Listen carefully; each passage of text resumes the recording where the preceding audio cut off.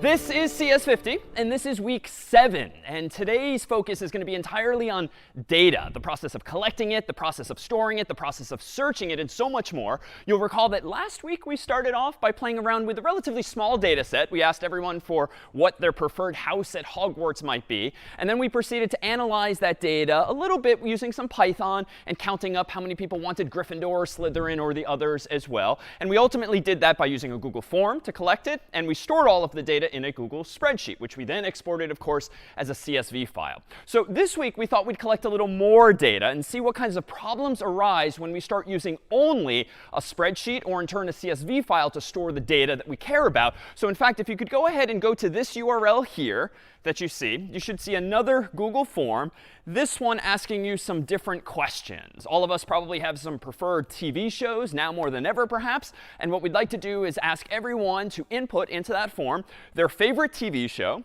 followed by the genre or genres into which that particular TV show falls. So go ahead and take a moment to do that. And if you're unable to follow along at home, what folks are looking at is a form quite like this one here, whereby we're just asking them for the title of their preferred TV show and the genre or genres of that specific TV show. All right, so let's go ahead and start to look at some of this data that's come in. Here is the resulting Google spreadsheet that Google Forms has created for us. And you'll notice that by default, Google Forms, this particular tool, has 3 different columns, at least for this form. One is a timestamp, and Google automatically gives us that based on what day and time everyone was buzzing in with their responses. Then they have a header row beyond that for title and genres. I've manually boldfaced it in advance just to make it stand out. But you'll notice that the headings here, title and genres, perfectly matches the question that we asked in the Google form that allows us to therefore line up your responses with our questions. And you can see here, Punisher was the first favorite TV show to be inputted, followed by The Office, Breaking Bad, New Girl, Archer, Another Office, and so forth. And in the third column, under genres, you'll see that there's something curious here. While some of the cells, that is the little boxes of text, have just single words like comedy or drama, you'll notice that some of them have a comma-separated list. And that comma-separated list is because some of you checked, as you could, multiple checkboxes to indicate that Breaking Bad is a crime genre, drama, and also thriller. And so the way Google Forms handles this is a bit lazily in the sense that they just drop all of those values as a comma-separated list inside of the spreadsheet itself. And that's potentially a problem if we ultimately download this as a CSV file, comma-separated values, because if now you have commas in between the commas, fortunately, there's a solution to that we'll ultimately see. So we've got a good amount of data here. In fact, if I keep scrolling down, we'll see a few hundred responses now. And it would be nice to analyze this data in some way and figure out what the most popular TV show is, maybe search for new shows I might like via their genre. So you can imagine some number of queries that could be answered by way of this data set. But let's first consider the limitations of leaving this data in just a spreadsheet like this. All of us are probably in the habit of using occasionally Google Spreadsheets, Apple Numbers, Microsoft Excel, or some other tool. So let's consider what spreadsheets are good at and what they are bad at. Would anyone like to volunteer an answer to the first of those? What is a spreadsheet good at or good for? Yeah, Andrew, what's your thinking on spreadsheets? They're very good for quickly sorting. OK, very good for quickly sorting. I like that. I could click on the top of the title column, for instance, and immediately sort all of those titles by alphabetically. I like that. Other reasons to use a spreadsheet. What problems do they solve? What are they good at? Other thoughts on spreadsheets? Yeah, how about Peter? Storing large amounts of data that you can later analyze. OK, so storing large amounts of data that you can later analyze. It's kind of a nice model for storing lots of rows of data, so to speak. I will say that there actually is a limit. And in fact, back in the day, I learned what this limit is. Long story short, in graduate school, I was using a spreadsheet to analyze some research data. And at one point, I had more data than Excel supported rows for. Specifically, I had some 65,536 rows, which was too many at that point for Excel at the time because, long story short, if you recall from a spreadsheet program like Google Spreadsheets, every row is numbered from 1 on up. Well, unfortunately, at the time, Microsoft had used a 16-bit integer 16 bits or 2 bytes to represent each of those numbers. And it turns out that 2 to the 16th power is roughly 65,000. So at that point, I maxed out the total number of rows. Now, to Peter's point, they've increased that in recent years. And you can actually store a lot more data. So spreadsheets are indeed good at that. But they're not necessarily good at everything, because at some point, you're going to have more data potentially in a spreadsheet than your Mac or PC can handle. In fact, if you're actually trying to build an application, whether it's Twitter or Instagram or Facebook or anything of that scale, those companies are certainly not storing their data, suffice it to say, in a spreadsheet, because there would just be way too much data to use, and no one could literally open it on their computer. So we'll need a solution to that problem of scale. But I don't think we need to throw out what works well about spreadsheets. So you can store, indeed, a lot of data in row form, but it would seem that you can also store a lot of data in column form. And even though I'm only showing columns A, B, and C, of course, you've probably used spreadsheets where you add more columns, D, E, F, and so forth. So what's the right mental model for how to think about rows versus columns in a spreadsheet? I feel like we probably use them in a somewhat different way conceptually. We might think about them a little differently. What's the difference between rows and columns in a spreadsheet? Sophia? Adding more entries, like adding more data, those are within the rows, but then like the actual attributes or characteristics of the data should be in columns. Exactly. When you add more data to the spreadsheet, you should really be adding to the bottom of it, adding more and more rows. So these things sort of grow vertically, even though, of course, that's just a human's perception of it. They grow from top to bottom by adding more and more rows. But to Sophia's point, your columns represent what we might call attributes or fields or any other such characteristic that kind of is a type of data that you're storing. So in this case of our form, timestamp is the first column, title is the second column, genres is the third column, and those columns can indeed be thought of as fields or attributes, properties of your data. And those are properties that you should really decide on in advance when you're first creating the form in our case, or when you're manually creating the spreadsheet in another case. You should not really be in the habit, when using spreadsheets, be in the habit of adding data from left to right, adding more and more columns, unless you decide to collect more types of data. So just because someone adds a new favorite TV show to your data set, you shouldn't be adding that from left to right in a new column. You should indeed be adding it from top to bottom. But suppose that we actually decided to collect more information from everyone. Maybe that form had instead asked you for your name or your email address or any other questions.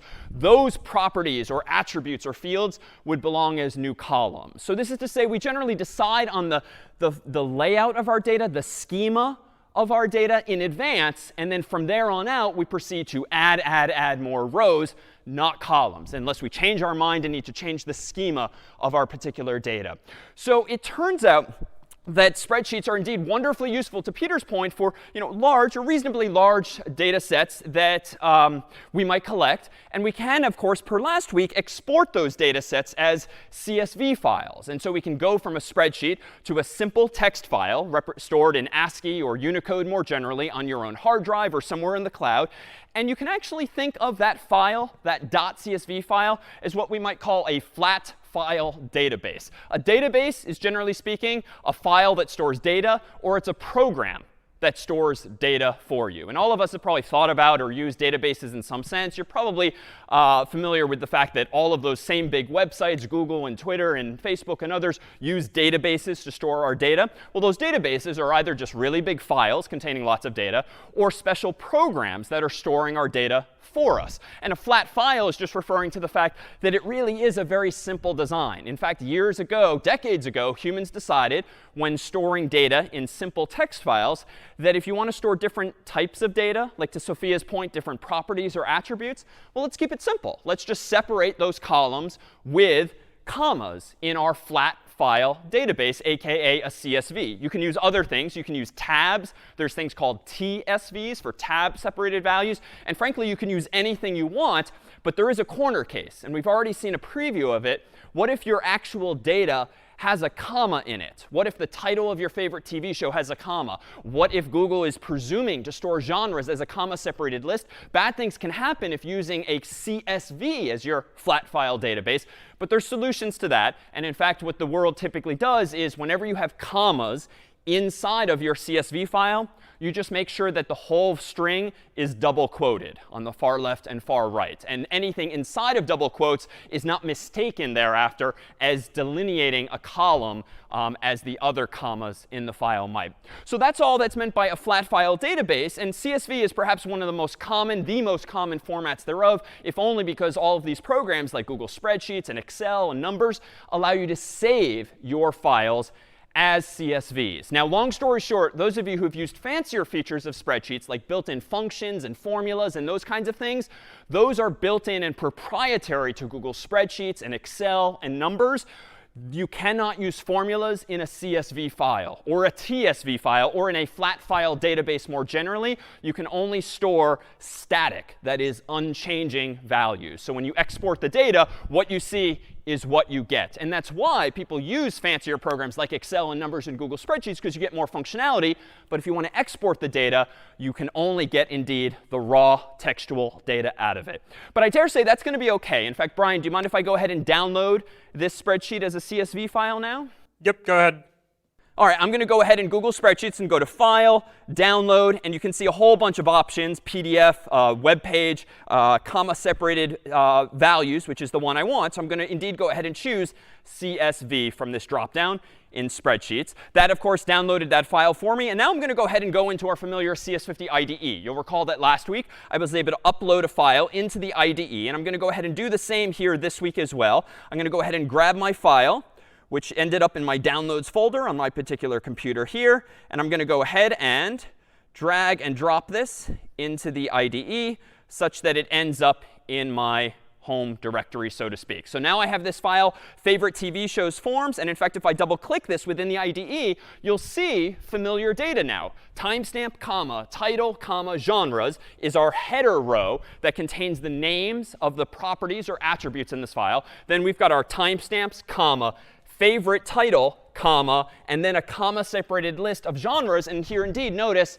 that Google took care to use double quotes around any values that themselves had commas. So it's a relatively simple file format. And I could certainly just kind of skim through this, figuring out who likes The Office, who likes Breaking Bad, or other shows. But per last week, we now have a pretty useful programming language at our disposal, Python, that could allow us to start manipulating and analyzing this data more readily. And here, to my point last week about using the right tool for the job, you could absolutely do everything we're about to do in all weeks prior of CS50. We could have used C for what we're about to do. But as you can probably glean, C tends to be painful for certain things. Like anything involving string manipulation, changing strings, analyzing strings is just a real pain, right? God forbid you had to take this CSV file and load it all into memory. Not unlike your spell checker, you would have to be using malloc all over the place or realloc or the like. Like there's just a lot of heavy lifting involved in just analyzing a text file. So Python does all of that for us by just giving us more functions at our disposal with which to start analyzing and opening data. So let me go ahead and close this file. And let me go ahead and create a new one called favorites.py, wherein I'm going to start playing with this data set and see if we can't start answering some questions about it. And frankly, to this day, 20 plus years after learning how to program for the first time, I myself am very much in the habit, when writing a new program, of just starting simple and not solving the problem I ultimately want to, but something simpler just as a sort of proof of concept to make sure I have the right plumbing in place. So by that, I mean this. Let's go ahead and write a quick program that simply opens up this file, this CSV file, iterates over it top to bottom, and just prints out each of the titles, just as a quick sanity check that I know what I'm doing and I have access to the data therein. So let me go ahead and import CSV. And then I can do this in a few different ways. But by now, you've probably seen or remembered my using something like the open command and the with keyword to sort of open and eventually automatically close this file for me. This file is called favorite TV shows -form responses 1.csv. And I'm going to open this up in read mode. Strictly speaking, the R is not required. You might see examples online not including it. That's because read is the default. But for parity with C and fopen, I'm going to be explicit and actually do quote unquote R. And I'm going to go ahead and give this a variable name of file. So this line 3 here has the effect of opening that CSV file in read-only mode and creating a variable called file via which I can reference it.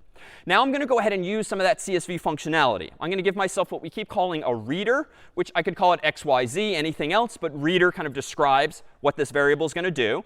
And it's going to be the return value of calling csv.reader on that file. And so essentially, the CSV library, per last week, has a lot of fancy features built in. And all it needs as input is an already opened text file. And then it will then wrap that file, so to speak, with a whole bunch of more useful functionality, like the ability to read it column and row at a time.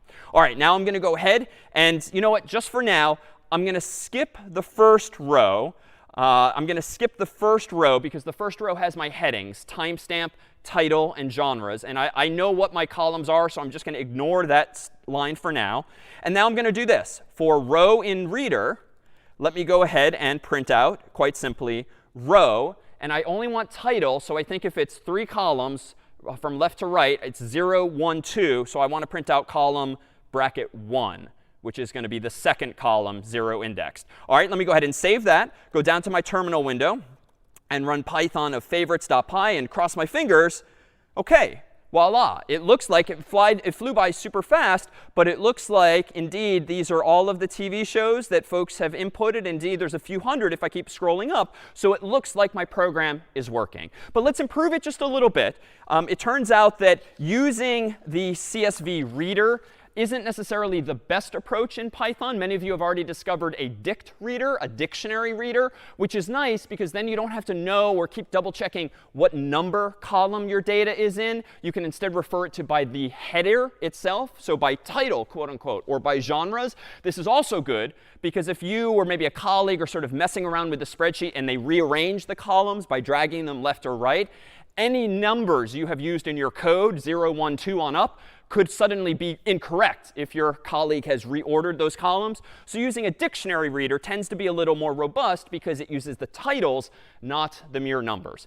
It's still fallible if someone, yourself or someone else, changes the values in that very first row and renames titles or genres. Then things are going to break. But at that point, we kind of have to blame you for not having kept track of your code versus your data. But still a risk. So I'm going to change this to dictionary reader or dict reader here. And pretty much the rest of my code can be the same, except I don't need this hack here on line 5. I don't need to just skip over to the next row from the get-go because I now want the dictionary reader to handle the process of reading that first row for me. But otherwise, everything else stays the same except for this last line where now I think I can now use row as a dictionary, not as a list per se, and print out specifically the title from each given row. So let me go ahead and run Python of favorites.py again. And voila, it looks like I got the same results. Several hundred of them, but let me stipulate that it's doing the same thing if we actually compared both of those side by side. All right, before I forge ahead now to actually augment this with new functionality, any questions or confusion on this Python script we just wrote to open a file, wrap it with a reader or dict reader, and then iterate over the rows one at a time, printing the titles? Any questions, confusion on syntax at all? It's OK. We've only known or seen Python for a week. It's fine if it's still quite new. Anything, Brian, we should address? Yeah, so why is it that you don't need to close the file using the syntax that you're using right here? Really good question. Last week, I more pedantically used open on its own, and then I later used a close function that was associated with the file that I had just opened. Now, the more Pythonic way to do things, if you will, is actually to use this with keyword, which didn't exist in C. And it just tends to be a useful feature in Python whereby if you say with open, ... it will open the file for you. Then it will remain open so long as your code is indented inside of that with keywords block. And as soon as you get to the end of your program, it will automatically be closed for you. So this is one of these features where Python, in some sense, is trying to protect us from ourselves. It's probably pretty common for humans, myself included, to forget to close your file. That can create problems with saving things permanently. It can create memory leaks, as we know from C. So the with keyword just assumes that I'm not going to be an idiot and forget to close the file. Python's going to do it for me automatically. Other questions or confusions, Brian? How does dict reader know that title is the name of the key inside of the dictionary?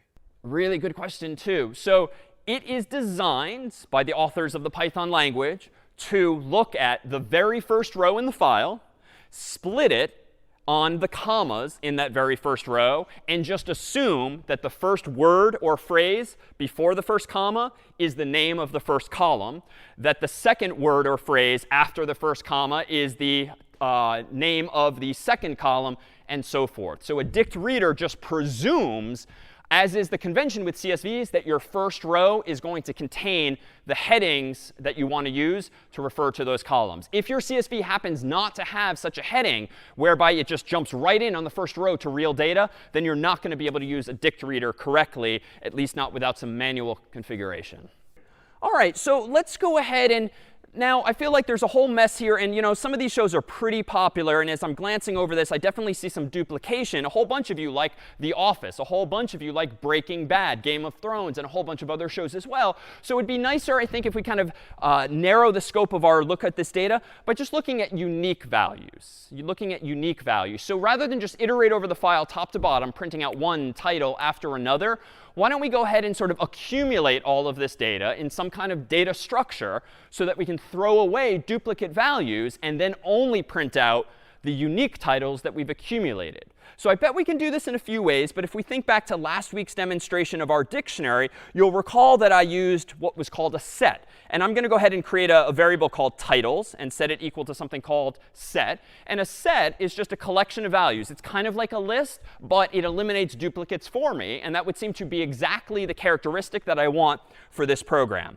Now, instead of printing each title, which is now premature if I want to first filter out duplicates, I'm going to go ahead and do this. I'm going to go ahead and add to the titles set, using the add function, the current row's title. So again, I'm not printing it now. I'm instead adding to the titles set that particular title. And if it's there already, no big deal. The set data structure in Python is going to throw away the duplicates for me, and it's only going to go ahead and keep the uniques. Now, at the bottom of my file, I need to do a little more work, admittedly. Now I have to iterate over the set to print out only those unique titles. So let me do this. For title in titles, go ahead and print out title. And this is where Python just gets really user-friendly, right? You don't have to do int I gets 0, I less than n, or whatever. You can just say for title in titles. And if the titles variable is the type of data structure that you can iterate over, which it will be if it's a list, or if it's a set, or even if it's a dictionary, another data structure we saw last week in Python, the for loop in Python will just know what to do. This will loop over all of the titles in the titles sets. So let me go ahead and save this file and go ahead now and run python of favorites.py. And it looks like, yeah, the list is different in some way. But I'm seeing fewer results as I scroll up. Definitely fewer than before, because my scroll bar didn't jump nearly as far down. But honestly, this is kind of a mess. Let's go ahead and sort this. Now, in C, it would have been kind of a pain to sort things. We'd have to whip out the pseudocode probably for bubble sort, selection sort, or God forbid, merge sort, and then implement it ourselves. But no, with Python comes really the proverbial kitchen sink of functions. So if you want to sort this set, you know what? Just say you want it sorted. There is a function in Python called sorted that will use one of those better algorithms. Maybe it's merge sort. Maybe it's something called quick sort. Maybe it's something else altogether. It's not going to use a big O of n squared sort. Someone at Python probably have spent the time implementing a better sort for us. But it will go ahead and sort the set for me. Now let me go ahead and do this again. Let me increase the size of my terminal window and rerun python of favorites.py. OK, and now we have an interesting assortment of shows that's easier for me to wrap my mind around, because I have it now sorted here.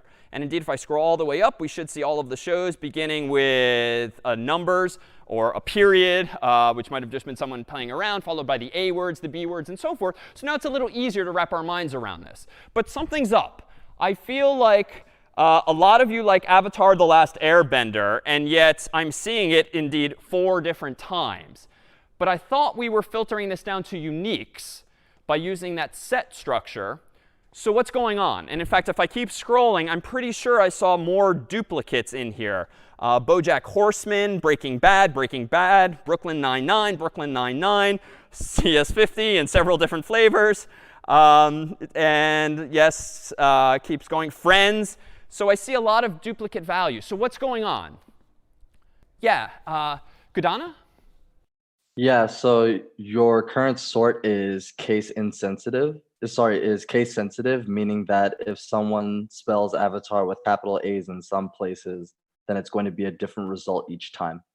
Yeah, exactly. Some of you weren't quite diligent when it came to capitalization. And so, in fact, the reality is, as Kadana notes, that there's differences in capitalization. Now, we've addressed this before. In fact, when you implemented your own spell checker, you had to deal with this already. When you were spell checking an arbitrary text, some words might be capitalized, some might be all lowercase, all uppercase, and you wanted to tolerate different casings. And so we probably solved this by just forcing everything to uppercase or everything to lowercase and doing things, therefore, case insensitively. So give me just a moment here, and I'm going to go ahead and make a quick change to my form here.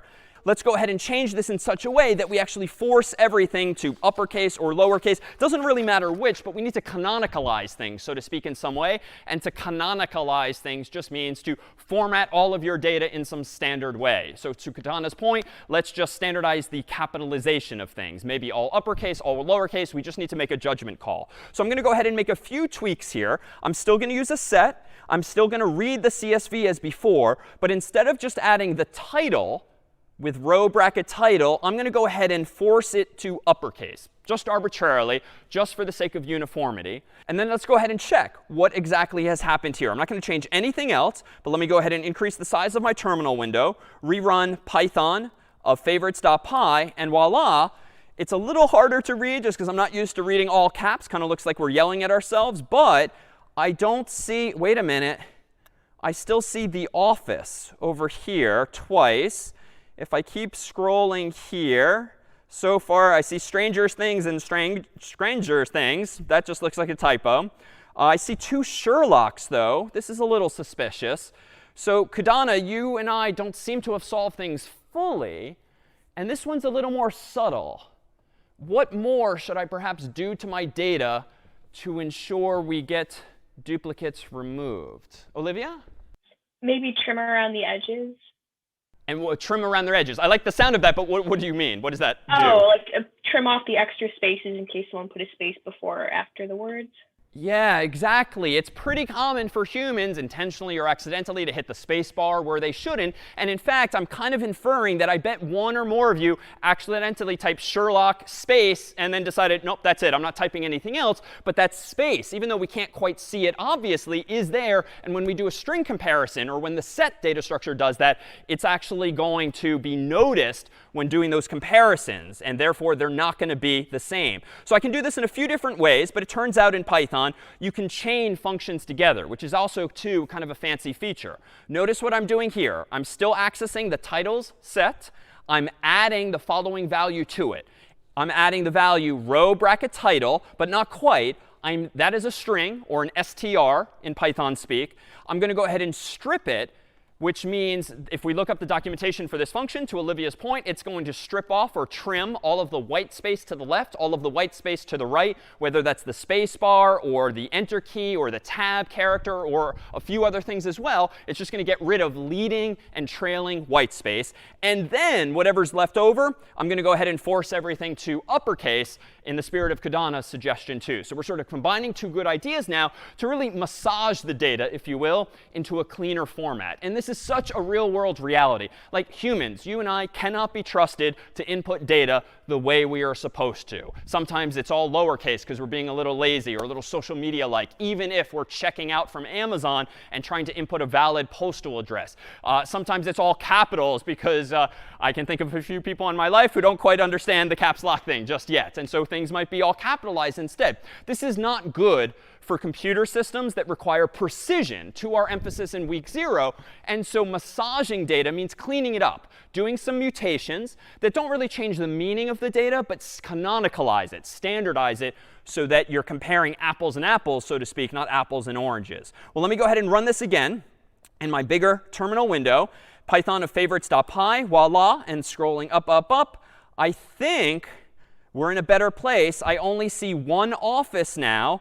And if I keep scrolling up and up and up, I'm seeing typos still, but nothing related to white space. And I think we have a much cleaner, unique list of titles at this point. Of course, if we scroll up, I would have to be a lot more clever if I want to detect things like typographical errors. It looks like one of you was very diligent about putting F period, R period, I period, and so forth, but then got bored at the end and left off the last period. But that's going to happen when you're taking in user input. We've, of course, got all these variants of CS50. That's going to be a mess to clean up, because now you can imagine having to add a whole bunch of if conditions and else's and else ifs to sort of clean all of that up if we do want to canonicalize all different flavors of CS50 as quote unquote CS50. So this is a very slippery slope. Like, you and I could start writing a huge amount of data just to clean this up, but that's the reality when dealing with real world data. Well, let's go ahead now and improve this program further, do something a little fancier, because I now can trust that my data has been canonicalized, except for the actual typos or the weird variants of CS50 and the like. Let's go ahead and figure out what's the most popular favorite TV show among the audience here. So I'm going to start where I have before with my current code, because I think I have most of the building blocks in place. I'm going to go ahead and clean up my code a little bit in here. I'm going to go ahead and give myself a separate variable now called title, just so that I can think about things in a little more orderly fashion. But I'm not going to start adding things to this set anymore. In fact, a set I don't think is really going to be sufficient to keep track of the popularity of TV shows, because by definition, the set is throwing away duplicates. But the goal now is kind of the opposite. I want to know which are the duplicates so that I can tell you that this many people like The Office, this many people like Breaking Bad, and the like. So what tools do we have in Python's toolkit via which we could accumulate or figure out that information? Any thoughts on what data structure might help us here if we want to figure out show popularity, show popularity? And by popularity, I just mean the frequency of it in the CSV file. Santiago? I guess one option could be to use dictionaries, so that you could have like The Office, I don't know, 20 votes, and then Game of Thrones, another one, so that a dictionary could really help you visualize the data.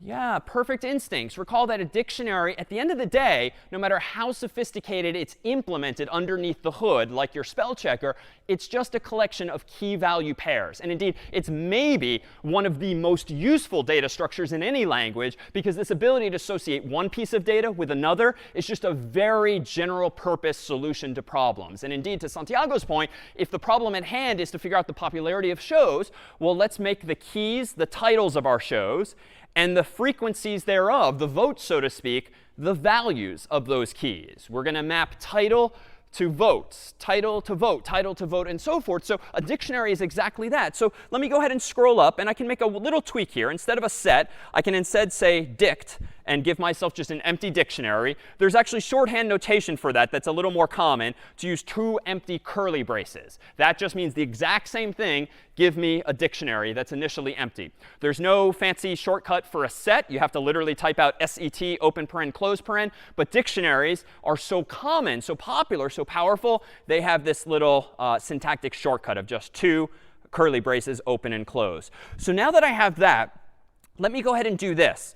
Inside of my for loop, instead of printing the title, which I don't want to do, and instead of adding it to the set, I now want to add it to the dictionary. So how do I do that? Well, if my dictionary is called titles, I think I can essentially do something like this. Titles bracket title equals, or maybe plus equals 1.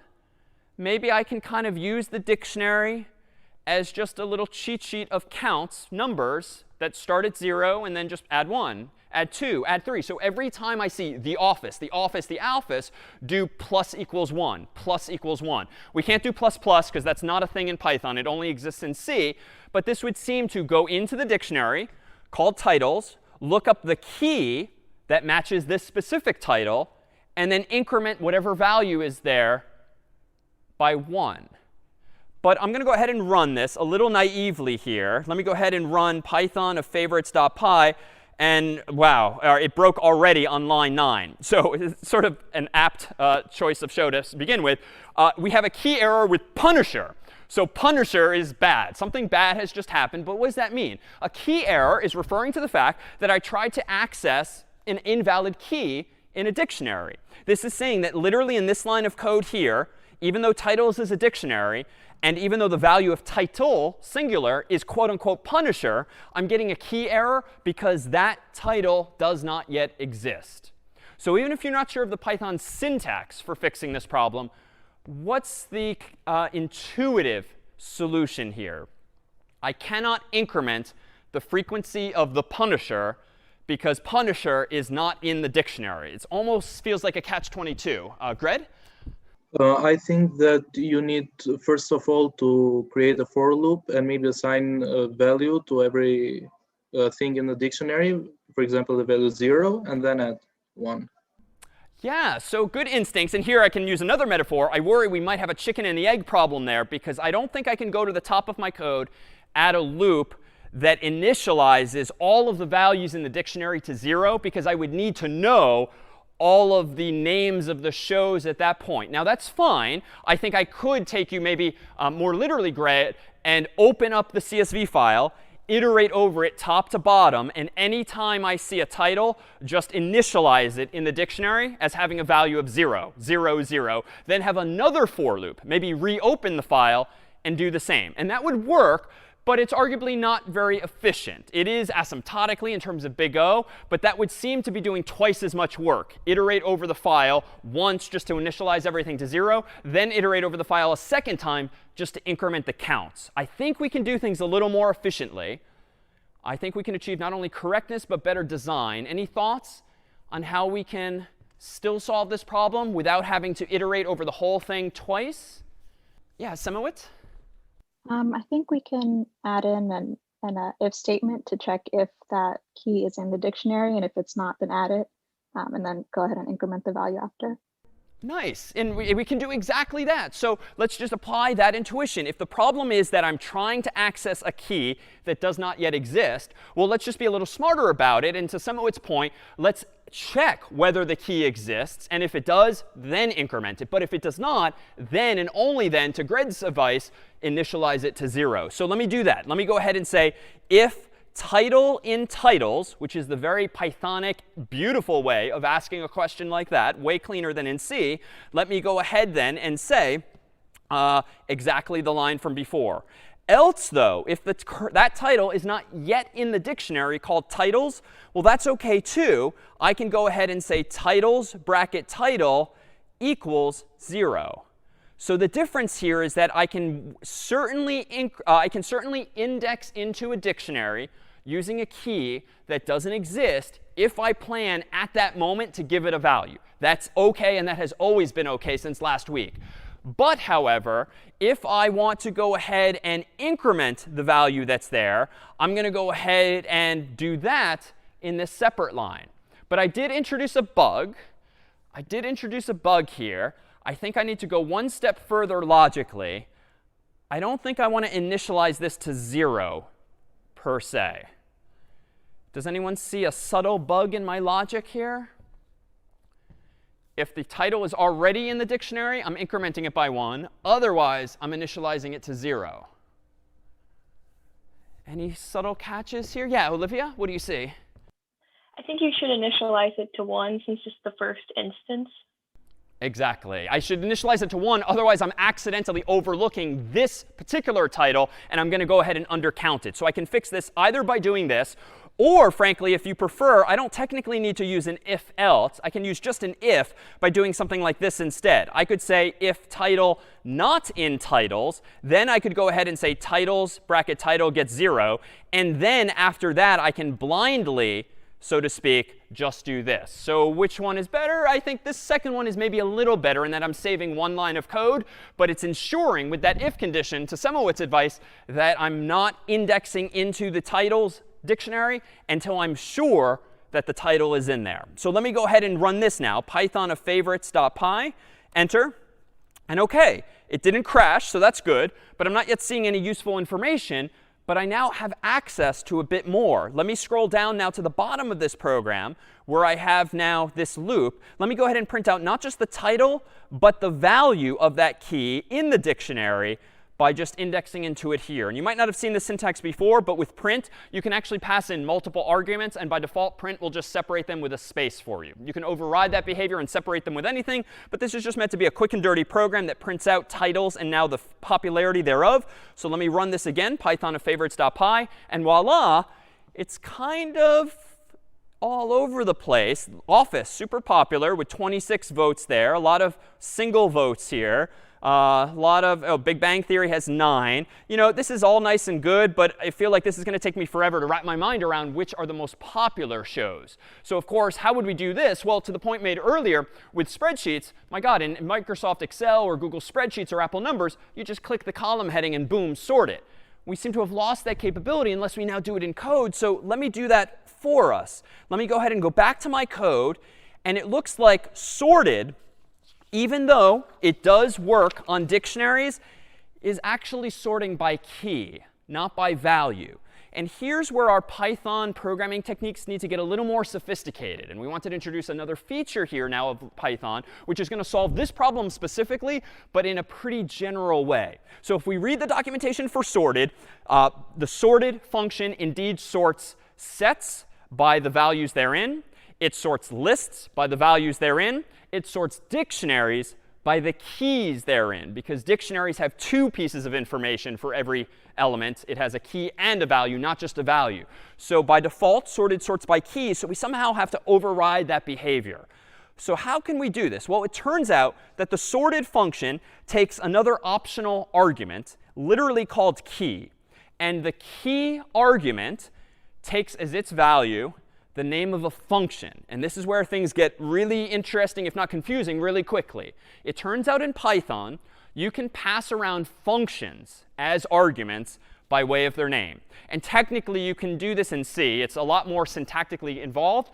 But in Python, it's very common. In JavaScript, it's very common. In a lot of languages, it's very common to think of functions as first-class objects, which is a fancy way of saying you can pass them around just like they are variables themselves. We're not calling them yet, but you can pass them around by their name. So what do I mean by this? Well, I need a function now to sort my dictionary by its value. And only I know how to do this, perhaps. So let me go ahead and give myself a generic function name just for the moment called f. F for function, kind of like in math, because we're going to get rid of it eventually. But let me go ahead and temporarily define a function called f that takes as input a title, and then it returns for me the value corresponding to that key. So I'm going to go ahead and return titles bracket title. So here we have a function whose purpose in life is super simple. You give it a title, it gives you the count thereof, the frequency, the popularity thereof, by just looking it up in that global dictionary. So it's super simple, but that's its only purpose in life. But now, according to the documentation for sorted, what it's now going to do, because I'm passing in a second argument called key, the sorted function, rather than just presume you want everything sorted alphabetically by key, it's instead going to call that function f on every one of the elements in your dictionary. And depending on your answer, the return value you give with that f function, that will be used instead to determine the actual ordering. So by default, sorted just looks at key. What I'm effectively doing with this f function is instead returning the value corresponding to every key. And so the logical implication of this, even though the syntax is a little new, is that this dictionary of titles will now be sorted by value instead of by key. Because again, by default, it sorts by key. But if I define my own key function and override that behavior to return the corresponding value, it's the values, the numbers, the counts that will actually be used to sort this thing. All right, let's go ahead and see if that's true in practice. Let me go ahead and rerun Python of favorites.py. I should see all of the titles. And voila, conveniently, the most popular show seems to be Game of Thrones with 33 votes, followed by Friends with 27, followed by The Office with 26, and so forth. But of course, the list is kind of backwards. I mean, it's convenient that I can see it at the bottom of my screen. But really, if we're making a list, it should really be at the top. So how can we override that behavior? Turns out the sorted function, if you read its documentation, also takes another optional parameter called reverse. And if you set reverse equal to true, capital T in Python, that's going to go ahead and give us now the reverse order of that same sort. So let me go ahead and maximize my terminal window, rerun it again, and voila, if I scroll back up to the top, it's not alphabetically sorted, but if I keep going, keep going, keep going, keep going, the numbers are getting bigger, and voila, now Game of Thrones with 33 is all the way at the top. All right, so pretty cool. And again, the new functionality here in Python, at least, is that we can actually pass in functions, two functions, and leave it to the latter to call the former. So that was complicated just to say. But any questions or confusion now on how we are using dictionaries and how we are sorting things in this reverse value-based way? Any questions or confusion? Anything in the chat or verbally, Brian? Looks like all questions are answered here. OK. And then in that case, let me point out a common mistake. Notice that even though f is a function, notice that I did not call it there. That would be incorrect. The reason being, we deliberately want to pass the function f into the sorted function so that the sorted function can take it upon itself to call f again and again and again. We don't want to just call it once by using the parentheses ourselves. We want to just pass it in by name so that the sorted function, which comes with Python, can instead do it for us. Santiago, did you have a question? Yes, I was going to ask, why didn't we put f of title? So like, why we didn't? I was going to ask that question specifically. Oh, with the parentheses. Yeah. Oh, OK, perfect. So because that would call the function once and only once, we want sorted to be able to call it again and again. Now, here's actually an example, as we've seen in the past, of a correct solution. This is behaving as I intend, a list of sorted titles from top to bottom in order of popularity. But it's a little poorly designed because I'm defining this function f, whose name in the first place is kind of lame. But I'm defining a function only to use it in one place. And my God, the function's so tiny, it just feels like a waste of keystrokes to have defined a new function just to then pass it in. So it turns out in Python, if you have a very short function whose purpose in life is meant to be to solve a local problem just once, and that's it, and it's short enough that you're pretty sure you can fit it on one line of code without things wrapping and starting to get ugly stylistically, it turns out you can actually do this instead. You can copy the code that you had in mind like this. And instead of actually defining f as a function name, you can actually use a special keyword in Python called lambda. You can specify the name of an argument for your function as before. And then you can simply specify the return value, thereafter deleting the function itself. So to be clear, key is still an argument to the sorted function. It expects as its value typically the name of a function. But if you've decided that this seems like a waste of effort to define a function, then pass the function in, especially when it's so short, you can do it in a one-liner. A lambda function is an anonymous function. Lambda literally says, Python, give me a function. I don't care about its name. Therefore, you don't have to choose a name for it. But it does care still about its arguments and its return value. So it's still up to you to provide 0 or more arguments and a return value. And notice I've done that. I've specified the keyword lambda, followed by the name of the argument I want this anonymous, nameless function to accept. And then I'm specifying the return value. And with lambda functions, you do not need to specify the return. Whatever you write after the colon is literally what will be returned automatically. So again, this is a very Pythonic thing to do. It's kind of a very clever one-liner, even though it's a little cryptic to see for the very first time, but it allows you to condense your thoughts into a succinct statement that gets the job done, so you don't have to start defining more and more functions that you or someone else then need to keep track of. All right, any questions then on this? And I'm pretty sure this is as complex or sophisticated as our Python code today will get.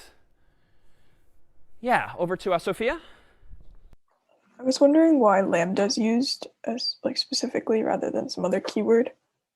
Yeah, so there's a long history in this. And if, in fact, you take a course on functional programming at Harvard, it's called CS51. There's a whole etymology behind keywords like this. Let me defer that one for another time. But indeed, not only in Python, but in other languages as well, these things have come to exist called lambda functions. So they're actually quite commonplace in other languages as well. And so Python just adopted the term of art.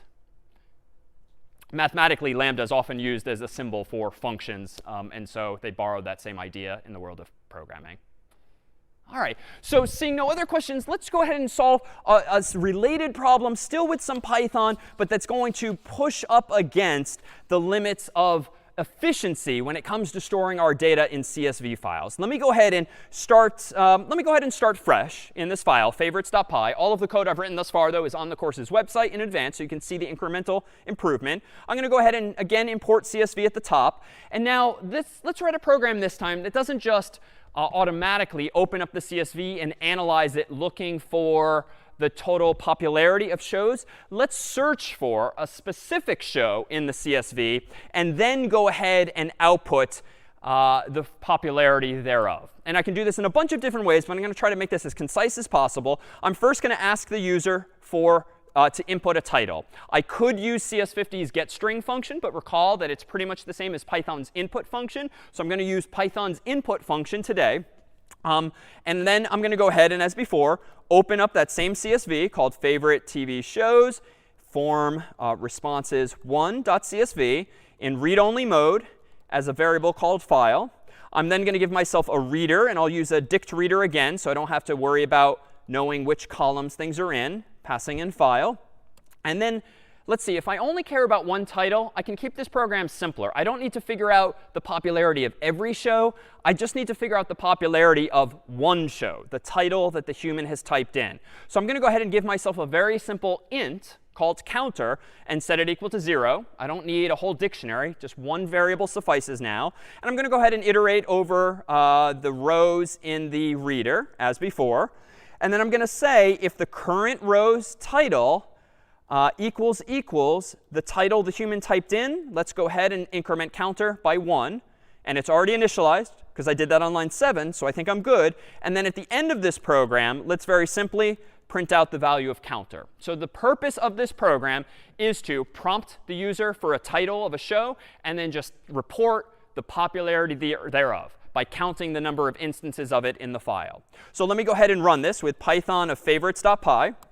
Enter. Let me go ahead and type in The Office. Enter. And 19. Now, I don't remember exactly what the number was, but I remember The Office was more popular than that. I'm pretty sure it was not 19. Any intuition as to why this program is buggy? Or so it would seem. A few people in the chat are saying you need to remember to deal with capitalization and white space again. Yeah, so we need to practice those same lessons learned from before. So I should really canonicalize the input that the human, I just typed in, and also the input that's coming from the CSV file. Perhaps the simplest way to do this is up here to first strip off leading and trailing white space in case I get a little sloppy and hit the space bar where I shouldn't. And then let's go ahead and force it to uppercase just because it doesn't matter if it's upper or lower, but at least we'll standardize things that way. And then when I do this, look at the current row's title. I think I really need to do the same thing. If I'm going to canonicalize one, I need to canonicalize the other, and now compare the all caps white space stripped versions of both strings. So now let me rerun it. Now I'm going to type in The Office, enter, and voila, now I'm at 26, which I think is where we were at before. And in fact, now I, the user, can be a little sloppy. I can say The Office. I can run it again and say The Office, and then for whatever reason hit the space bar a lot, enter. It's still going to work. And indeed, though we seem to be like belaboring the pedantic here with trimming off white space and so forth, just think in a relatively small audience here, how many of you accidentally hit the space bar or capitalize things differently? This happens massively on scale. And you can imagine this being important when you're tagging friends in some social media account. You're doing @Brian or the like. You don't want to have to require the user to type @B, lowercase r, I, a, n, and so forth. So tolerating disparate, messy user input is such a common problem to solve, including in today's apps that we all use. All right, any questions then on this program, which I think is correct? Then let me ask a question of you. In what sense is this program poorly designed? In what sense is this program poorly designed? This is more subtle, but think about the running time of this program in terms of big O. What is the running time of this program if the CSV file has n different shows in it, or n different submissions? So n is the variable in question. Yeah, what's the running time? Andrew? Yeah, it's big O of n because I'm literally using linear search by way of the for loop. That's how a for loop works in Python, just like in C. Starts at the beginning and potentially goes all the way till the end. And so I'm using implicitly linear search because I'm not using any fancy data structures, no sets, no dictionaries. I'm just looping from top to bottom.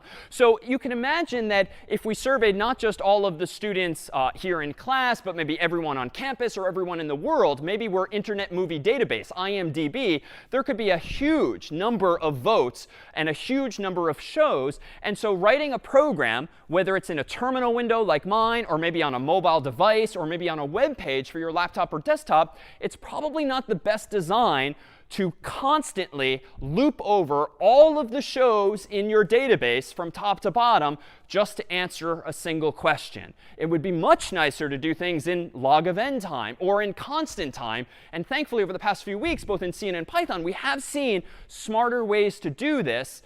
But I'm not practicing what I've preached here. And in fact, at some point, this notion of a flat file database starts to get too primitive for us. Flat file databases like CSV files are wonderfully useful when you just want to do something quickly, or when you want to download data from some third party like Google in a standard portable way. Portable means that it can be used by different people on different systems. CSV is about as simple as it gets because you don't need to own Microsoft Word or Apple Numbers or any particular product. It's just a text file. So you can use any text editing program or any programming language to access it.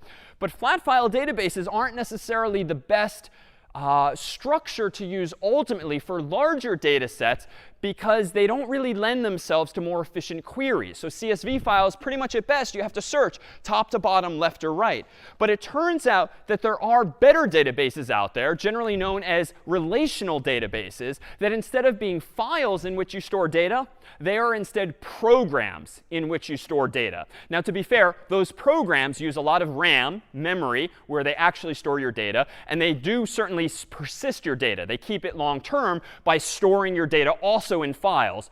But between you and your data, there is this running program. And if you've ever heard of Oracle or MySQL or Postgres or SQL Server or Microsoft Access or bunches of other popular products, both commercial and free and open source alike, relational databases are so similar in spirit to spreadsheets, but they are implemented in software, and they give us more and more features, and they use more and more data structures so that we can search for data, insert data, delete data, update data much, much more efficiently than we could if just using something like a CSV file. So let's go ahead and take our 5-minute break here. And when we come back, we'll look at relational databases and, in turn, a language called SQL.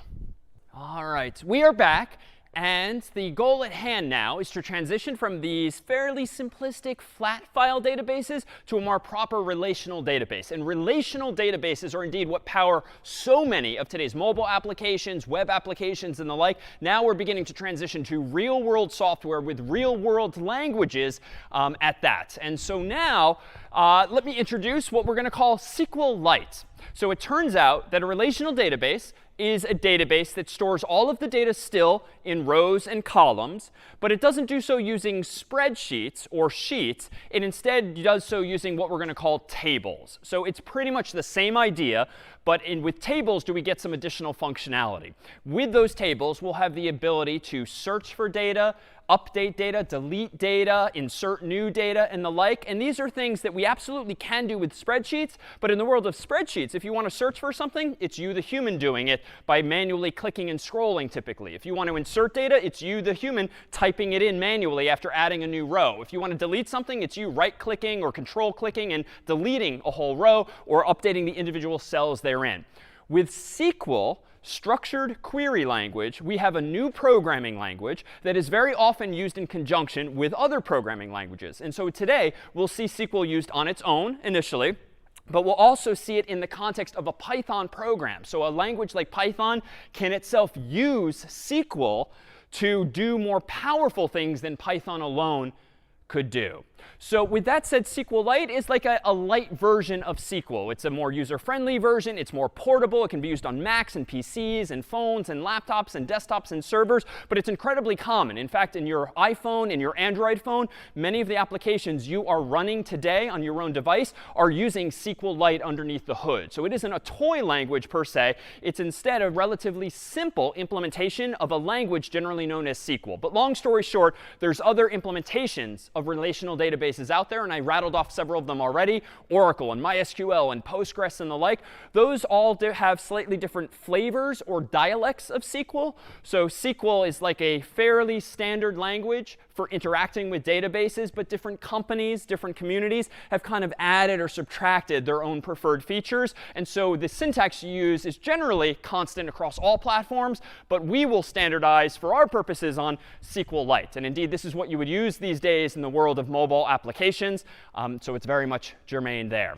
So with SQLite, we're going to have ultimately the ability to query data and update data, delete data, and the like. But to do so, we actually need a program with which to interact with our database. So the way SQLite works is that it stores all of your data still in a file.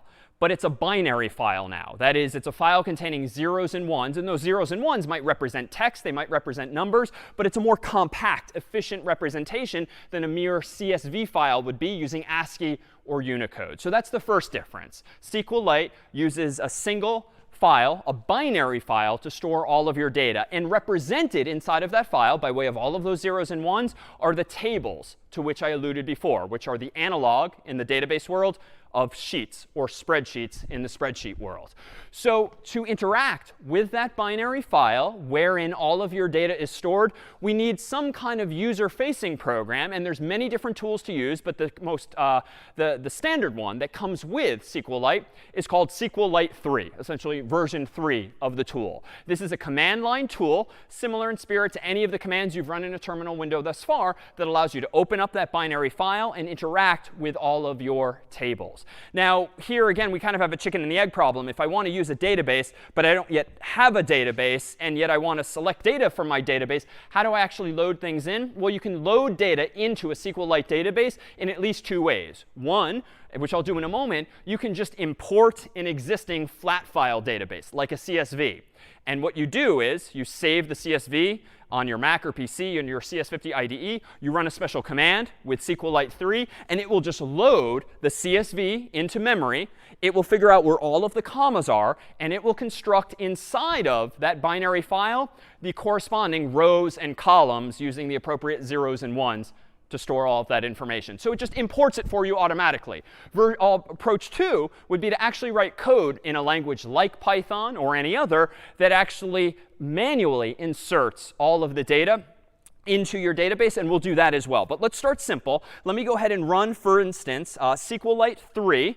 And this is pre-installed on CS50 IDE, and it's not that hard to get it up and running on a Mac and PC as well. I'm going to go ahead and run SQLite 3 in my terminal window here. And voila, you just see some very simple output. It's telling me to type period help if I want to see some usage hints. But I know most of the commands, and will generally give you all of the commands that you might need. In fact, one of the commands that we can use is .mode, and another is .import. So generally, you won't use these that frequently. You'll only use them when creating a database for the first time, when you are creating that database from an existing CSV file. And indeed, that's my goal at the moment. Let me take our CSV file containing all of your favorite TV shows and load it into SQLite in a proper relational database so that we can do better than, for instance, big O of n when it comes to searching that data and doing anything else on it. So to do this, I have to execute two commands. One, I need to put SQLite into CSV mode, and that's just to distinguish it from other flat file formats like TSV for tabs or some other format. And now I'm going to go ahead and run import. Then I have to specify the name of the file to import, which is the CSV. And I'm going to go ahead and call my table shows. So .import takes two arguments, the name of the file that you want to import and the name of the table that you want to create out of that file. And again, tables have rows and columns, and the commas in the file are going to delineate where those columns begin and end. I'm going to go ahead and hit Enter. It looks like it flew by pretty fast. Nothing seems to have happened. But I think that's OK, because now we're going to go ahead and have the ability to actually manipulate that data. But how do we manipulate that data?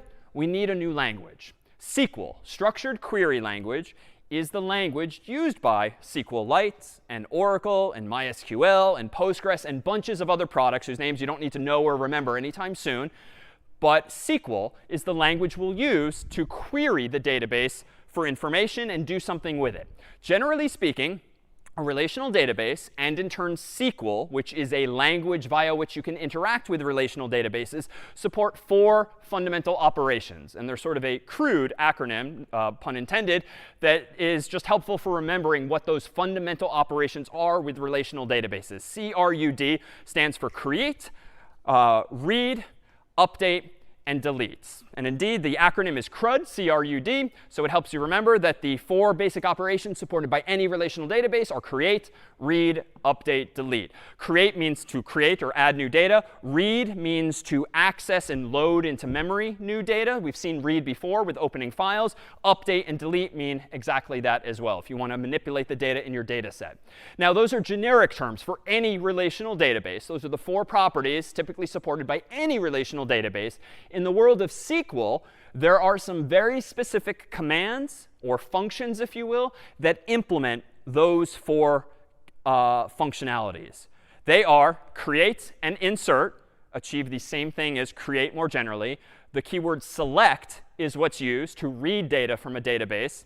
Update and delete are the same. So it's kind of an annoying inconsistency. The acronym or the term of art is CRUD, create, read, update, delete. But in the world of SQL, the authors of the language decided to implement those 4 ideas by way of these 5 keywords or functions or commands, if you will, in the language SQL. So what you are looking at are 5 of the keywords that you can use in this new language called SQL to actually do something with your database. Now, what does that mean? Well, suppose that you wanted to manually create a database for the very first time. What do? Well, back in the world of spreadsheets, it's pretty straightforward, right? You like open up Google Spreadsheets, you go to like File, New, or whatever, and then you just voila, you get a new spreadsheet into which you can start creating rows and columns and the like.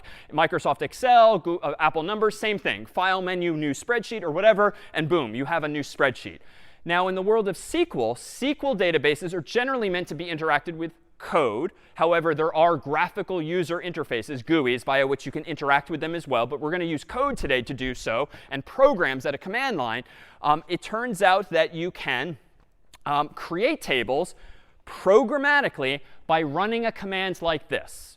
So if you literally type out syntax along the lines of create table, then the name of your table, indicated here in lowercase, then a parenthesis, then the name of your column that you want to create, and the type of that column, a la C, and then comma, dot, dot, dot, some more columns. This is, generally speaking, the syntax you will use to create in this language called SQL a new table. Now, this is in the abstract. Again, like table in lowercase is meant to represent the name you want to give to your actual table. Column in lowercase is meant to be the name you want to give to your own column. Maybe it's title, maybe it's genres. And dot, dot, dot just means, of course, you can have even more columns than that.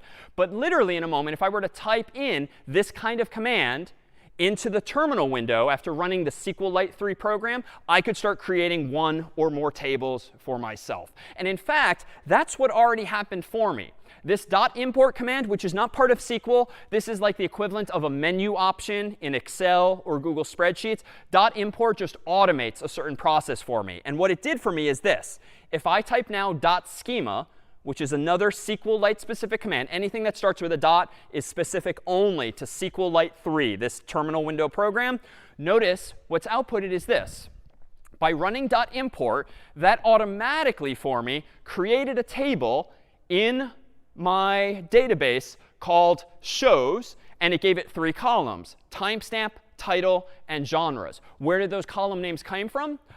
Well, they came from the very first line in the CSV, and they all looked like text. So the type of those values was just assumed to be text, text, text. Now, to be clear, I could have manually typed this out, created these 3 columns in a new table called shows for me. But again, the .import command just automated that from a CSV. But the SQL is what we see here: create table shows, and so forth. So that is to say now, in this database, there is a file, or rather, there is a table called shows, inside of which is all of the data from that CSV. How do I actually get at that data? Well, it turns out there's other commands, recall, not just create, but also select, it turns out. Select is the equivalent of read, getting data from the database. And this one's pretty powerful. And the reason that so many data scientists and statisticians use and like using languages like SQL, they make it relatively easy to just get data and filter that data and analyze that data using new syntax for us today, but relatively simple syntax relative to other things we've seen.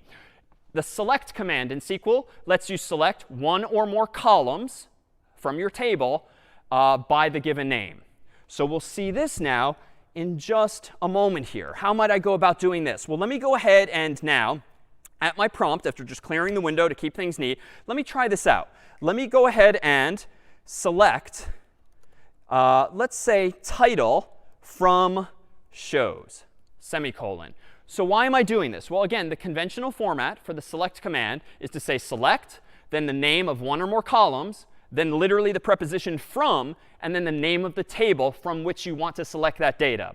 So if my table is called shows and the column is called title, it stands to reason that select title from shows should give me back the data I want. Now notice a couple of stylistic choices that aren't strictly required but are good style. Conventionally, I would capitalize any SQL keywords, including select and from in this case. And then lowercase anything that's a column name or a table name, assuming you created those columns and tables in fact, lowercase. There's different conventions out there. Some people will uppercase. Some people will use something called camel case or snake case or the like. But generally speaking, I would encourage all caps for SQL syntax and lowercase for the column and table names. I'm going to go ahead now and hit Enter. And voila, we see rapidly a whole list of values outputted from the database. And if you think way back, you might recognize that this actually happens to be the same order as before, because the CSV file was loaded top to bottom into this same database table. And so what we're seeing, in fact, is all of that same data, duplicates and miscapitalizations and weird spacing and all. But suppose I want to see all of the data from the CSV. Well, it turns out you can select multiple columns. You can select not only title, but maybe timestamp was of interest. And this one admittedly was capitalized because that's what it was in the spreadsheet. That was not something I chose manually. So if I just use a comma-separated list of column names, notice what I can do now. It's a little hard to see for us humans because there's a lot going on now. But notice that in double quotes on the left, there are all of the timestamps, which represent the time at which you all submitted your favorite shows. And on the right of the comma, there's another quoted string that is the title of the show that you liked, although SQLite omits the quotes if it's just a single word like friends, just by convention. You know, in fact, if I want to get all of the columns, turns out there's some shorthand syntax for that. Star is the so-called wildcard operator, and it will get me all of the columns from left to right in my table. And voila, now I see all of the data, including all of the genres as well. So now I effectively have 3 columns being outputted all at once here. Well, this is not that useful thus far. In fact, all I've been doing is really just outputting the contents of the CSV. But SQL is powerful because it comes with other features right out of the box, somewhat similar in spirit to functions that are built into Google Spreadsheets and Excel. But now we can use them ultimately in our own code. So functions like average, count, distinct, lower, max, min, and upper, and bunches more, these are all functions built into SQL that you can use as part of your query to sort of alter the data as it's coming back from the database, not permanently, but as it's coming back to you so that it's in a format you actually care about. So for instance, one of my goals earlier was to get back just the distinct, the unique titles. And we had to write all that annoying code using a set and then add things to the set and then loop over it again, right? Like that was not a huge amount of code, but it definitely took us, what, 5-10 minutes to get the job done at least. In SQL, you can do all of that in one breath. I'm going to go ahead now and do this. Select not just title from shows. Let me go ahead and select distinct title from shows. So distinct, again, is an available function in SQL that does what the name says. It's going to filter out all of the titles to just give me the distinct ones back. So if I hit Enter now, you'll see a similarly messy list, but including no idea, someone that doesn't watch TV, including an unsorted list of those titles. So I think we can probably start to clean this thing up as we did before. Let me go ahead and now select not just distinct, but let me go ahead and uppercase everything as well. And I can use upper as another function. And notice I'm just nesting things, like the output of one function, as we've seen in many languages now, can be the input to another. Let me hit enter now. And now it's getting a little more canonicalized, so to speak, because I'm using capitalization for everything. But it would seem that things still aren't really sorted. It's just the same order in which you inputted them, but without duplicates this time. So it turns out that SQL has other syntax that we can use to make our queries more precise and more powerful. So in addition to these kinds of functions that you can use to alter the data that's being shown to you and coming back, you can also use these kinds of clauses or syntax in SQL queries. You can say where, which is the equivalent of a condition. You can say select all of this data where something is true or false. You can say like, where you can say give me data that isn't exactly this, but is like this. You can order the data by some column. You can limit the number of rows that come back, and you can group identical values together in some way. So let's see a few examples of this. Let me go back here and play around now with, how about the office? That was the one we looked at earlier. So let me go ahead and select title from shows where title equals the office, quote unquote, semicolon. So I've added this where predicate, so to speak, where title equals, quote unquote, the office. So SQL is nice. Similar in spirit to Python. It's more user-friendly perhaps than C, where everything kind of sort of reads like an English sentence, even though it's a little more precise and it's a little more succinct. Let me go ahead and hit enter. And voila, that's how many of you inputted the office. But notice it's not everyone, is it? We're missing some still. It seems that I got back only those of you who typed in literally the office, capital T, capital O. So what if I want to be a little more resilient than that? Well, let me get back any rows where you all typed in office. Maybe you omitted the article, the. So let me go ahead and say not title equals office, but let me go ahead and say where the title is like office. But I don't want it to just be office. I want to allow for maybe some stuff at the beginning, maybe some stuff at the end. And even though this seems like a bit of an inconsistency, in the context of using like, there's another wildcard character. The percent sign represents 0 or more characters to the left, and this percent sign represents 0 or more characters to the right. So it's kind of this catch-all that will now find me all titles that somewhere have OFFICE inside of them. And it turns out like is case insensitive. So I don't even need to worry about capitalization with like. Now let me hit enter.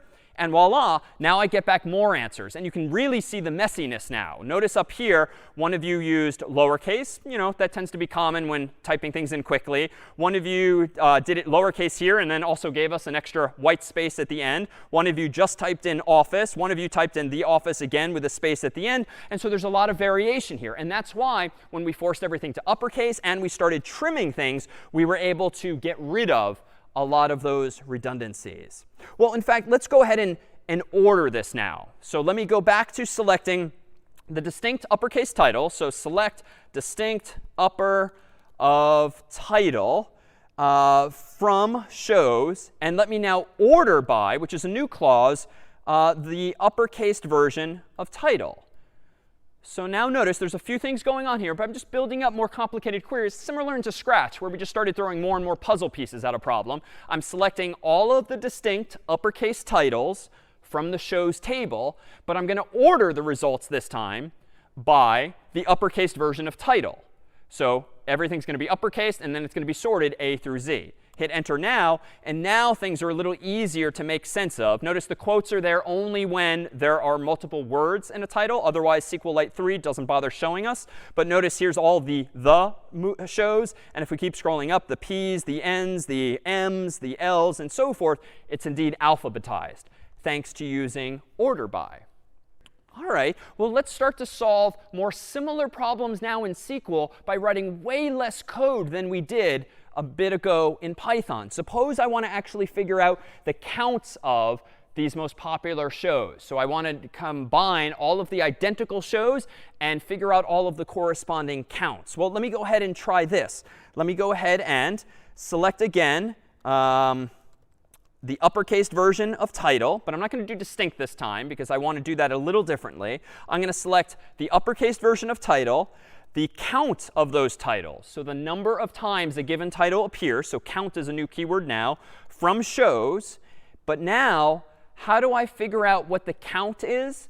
Well, if you think about this table as having a lot of titles, title, it would be nice to kind of group the identical titles together and then actually count how many such titles we group together. And the syntax for that is literally to say group by upper title.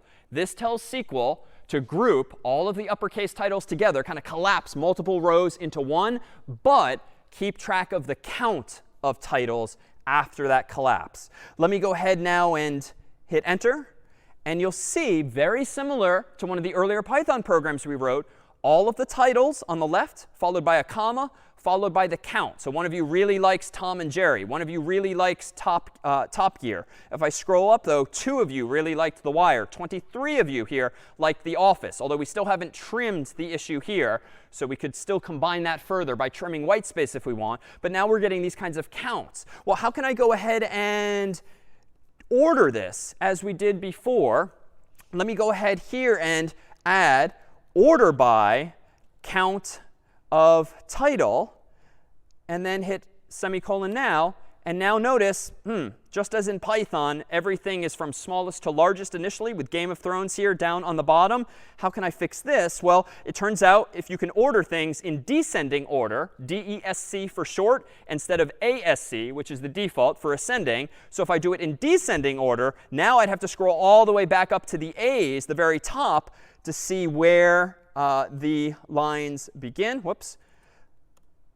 If I scroll all the way back up to the top, we'll see where all of the A words begin up here. And now if I want to, whoops, did I do that right? Sorry, I don't want to, there we go, order by count descending. Now let me go ahead and, this is just a little too unwieldy to see. Let me just limit myself to the top 10 and keep it simple and only look at the top 10 values here. Voila, now I have Game of Thrones at 33, Friends at 26, The Office at 23, though I think I'm still missing a few. Brian, do you recall the SQL function for trimming leading and trailing white space? I think it's just trim. Trim, OK. I myself did not remember, so when in doubt, Google or ask Brian. So let me go ahead and fix this. Let me go ahead and select uppercase of trimming the title first, and then I'm going to group by trimming and then uppercasing it there, and now enter, and voila, thank you, Brian. So now we're up to our 26 offices here. So in short, it took us a little while to get to this point in the story in SQL, but notice what we've done. We've taken a program that took us a few minutes and certainly a dozen or more lines of code, and we've distilled it into something that, yes, is a new language, but is just kind of a one-liner. And once you get comfortable with a language like SQL, especially if you're not even a computer scientist, but maybe a data scientist or an analyst of some sort who spends a lot of their day looking at financial information or medical information or really any data set that can be loaded into rows and columns, once you start to speak and read SQL as a human, can you start to express some pretty powerful queries relatively succinctly, and boom, get back your answer. And by using a command line program like SQLite 3, you can immediately see the results there, albeit as very simplistic text. But as mentioned too, there's also some graphical programs out there, free and commercial, that also support SQL, where you can still type these commands and then it will show it to you in a more user-friendly way, much like in Windows or Mac OS would by default. So any questions now on the syntax or capabilities of select statements? One question came in. Where is the file with this data actually being stored? Good question. Where is the file actually being stored? So before quitting, I can actually save this file as anything I want. The file extension would typically be .db. And in fact, Brian, do you mind just checking what's the syntax for writing the file manually with dot something? It would be under .help, I think. I think it's .save followed by the name of the file. .save. So I'll call this shows.db. Enter. If I now go ahead and open up another terminal window and type our old friend ls, you'll see that now I have a CSV file, I have my Python file from before, and I have a new file called shows.db, which I've created. That is the binary file that contains the table that I've loaded dynamically in from that CSV file. Any other questions on select queries or what we can do with them? Yeah, a few people are asking about what the runtime of this is. Yeah, really good question. What is the runtime? I'm going to come back to that question just a little bit if that's OK. Right now, it's admittedly big O of n. I've not actually done anything better than we did with our CSV file or our Python code. Right now, it's still big O of n by default, but there's going to be a better answer to that that's going to make it something much more logarithmic. So let me come back to that feature when it's time to enable it. But in fact, let's start to take some steps toward that, because it turns out when loading in data, we're not always going to have the luxury of just having one big file in CSV format that we import and we go about our business. We're going to have to decide in advance how we want to store the data and what data we want to store and what the relationships might be across not one single table, but multiple tables. So let me go ahead and run one other command here that actually introduces the first of a problem. Let me go ahead and select title from shows where genres equals, for instance, comedy. That was one of the genres. And notice that we get back a whole bunch of results, but I bet I'm missing some. I'm skimming through this pretty quickly, but I bet I'm missing some because if I check if genres equals comedy, what am I omitting? Well, those of you who checked multiple boxes might have said something is a comedy and a drama, or comedy and romance, or maybe a couple of other permutations of genres. If I'm searching for equality here, equals comedy, I'm only going to get those favorites from you where you only said my favorite TV show is a comedy. But what about something like, what if we want to do something like comedy instead? And we could say something like, well, so long as the word comedy is in there. Then we should get back even more results. And let me stipulate that indeed, I now have a longer list of results. Now we have all shows where you checked at least the comedy box. But unfortunately, this starts to get a little sloppy. Because recall what the genres column looks like. Let me select genres from shows, semicolon. Notice that all of the genres that we loaded into this table from the CSV file are a comma-separated list of genres. That's just the way Google Forms did it. And that's fine for CSV purposes. That's kind of fine for SQL purposes, but this is kind of messy. Like generally speaking, storing comma-separated lists of values in a SQL database is not what you should be doing. The whole point of using a SQL database is to move away from commas and CSVs and to actually store things more cleanly. Because in fact, let me propose a problem. Notice that suppose I want to search not for comedy, but maybe also music, like this, thereby allowing me to find any shows where the word music is somewhere in the comma-separated list. There's a subtle bug here. And you might have to think back to where we began, the form that the form that you pulled up. I can't show the whole thing here, but we started with action, adventure, animation, biography, ...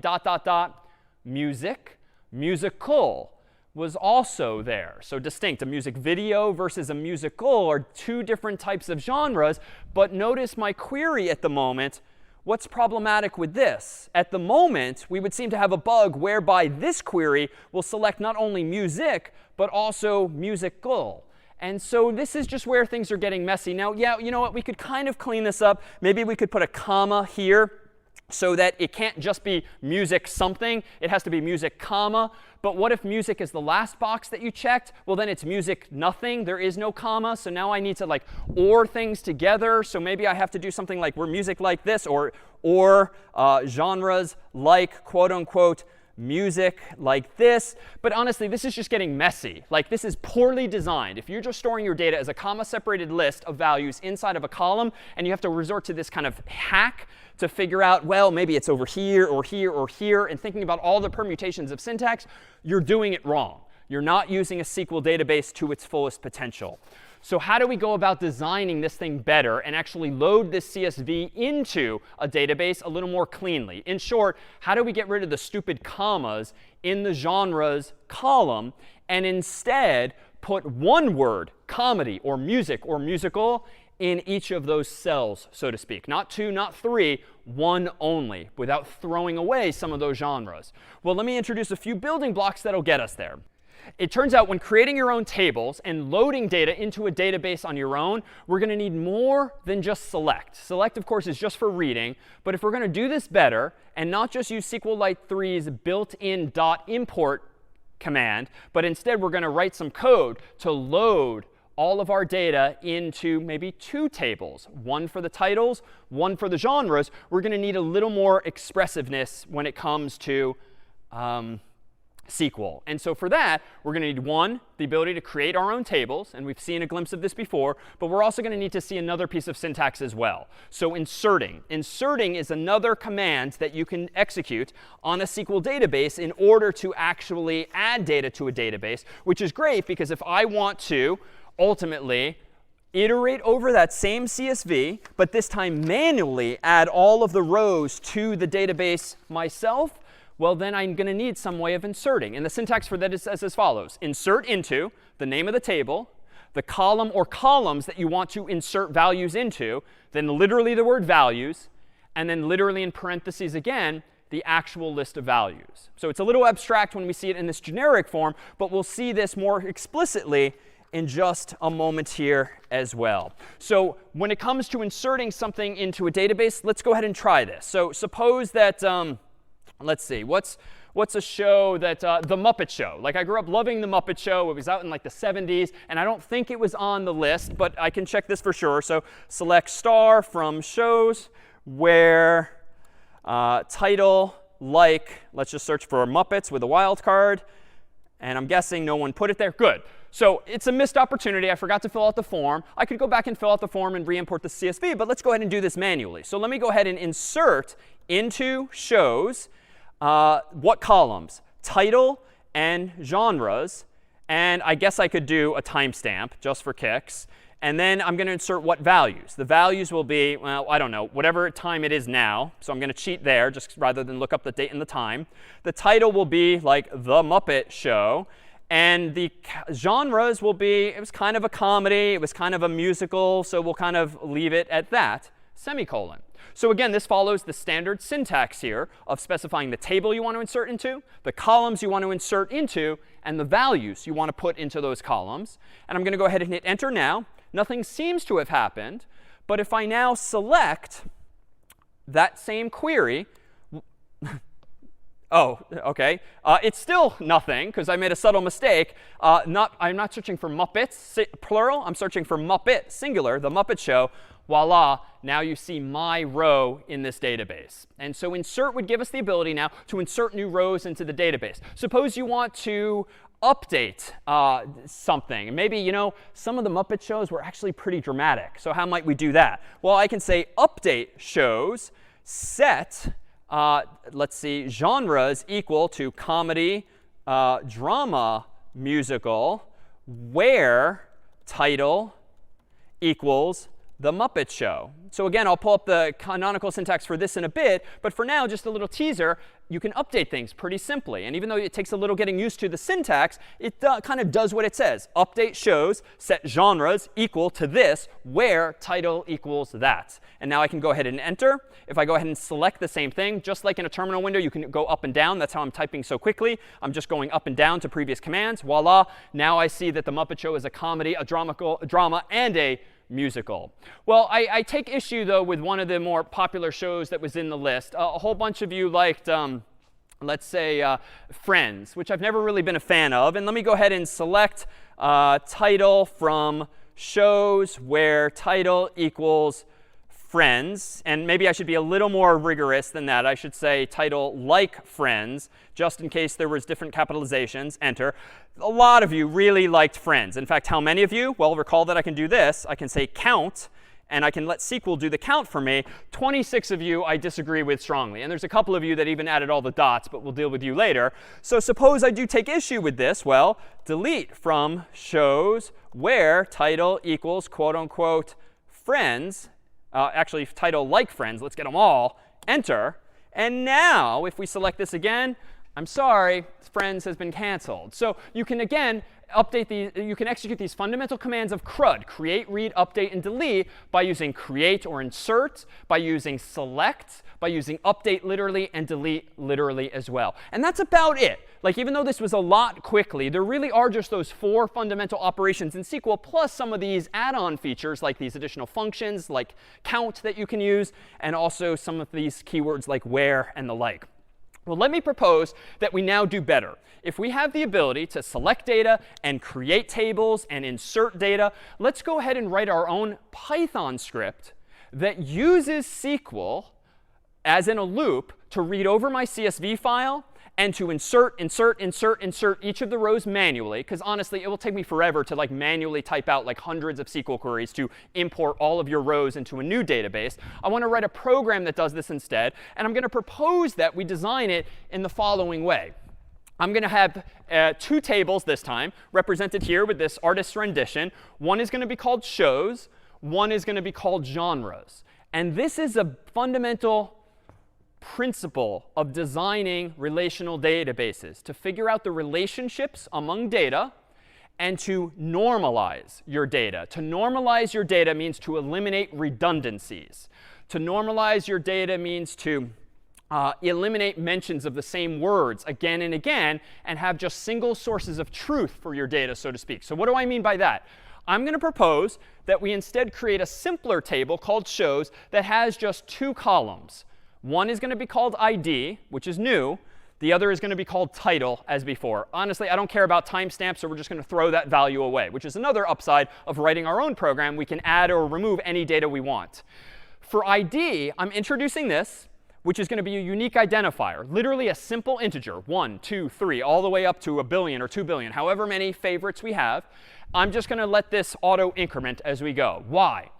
I propose that we move to another table all of the genres, and that instead of having 1 or 2 or 3 or 5 genres in one column as a stupid comma-separated list, which is stupid only in the sense that it's just messy, right? It means that I have to run stupid commands where I'm checking for the comma here, the comma there. It's very hackish, so to speak, bad design. Instead of doing that, I'm going to create another table that also has 2 columns. One is going to be called show ID, and the other is going to be called genre. And genre here is just going to be a single word now. That column will contain single words for genres, like comedy or music or musical. But we're going to associate all of those genres with the original show to which they belong, per your Google Forms submissions, by using this show ID here. So what does this mean in particular? By adding to our first table shows this unique identifier, 1, 2, 3, 4, 5, 6, I can now refer to that same show in a very efficient way, using a very simple number instead of redundantly having the office, the office, the office again and again. I can refer to it by just one canonical number, which is only going to be like 4 bytes or 32 bits, pretty efficient, but I can still associate that show with one genre or 2 or 3 or more or even none. So in this way, every row in our current table is going to become 1 or more rows in our new pair of tables. We're factoring out the genres so that we can add multiple rows for every show, potentially, but still remap those genres back to the original show itself. So what is some of the buzzwords here? What's some of the language to be familiar with? Well, we need to know what kinds of types are at our disposal here. So for that, let me propose this. Let me propose that we have this list here.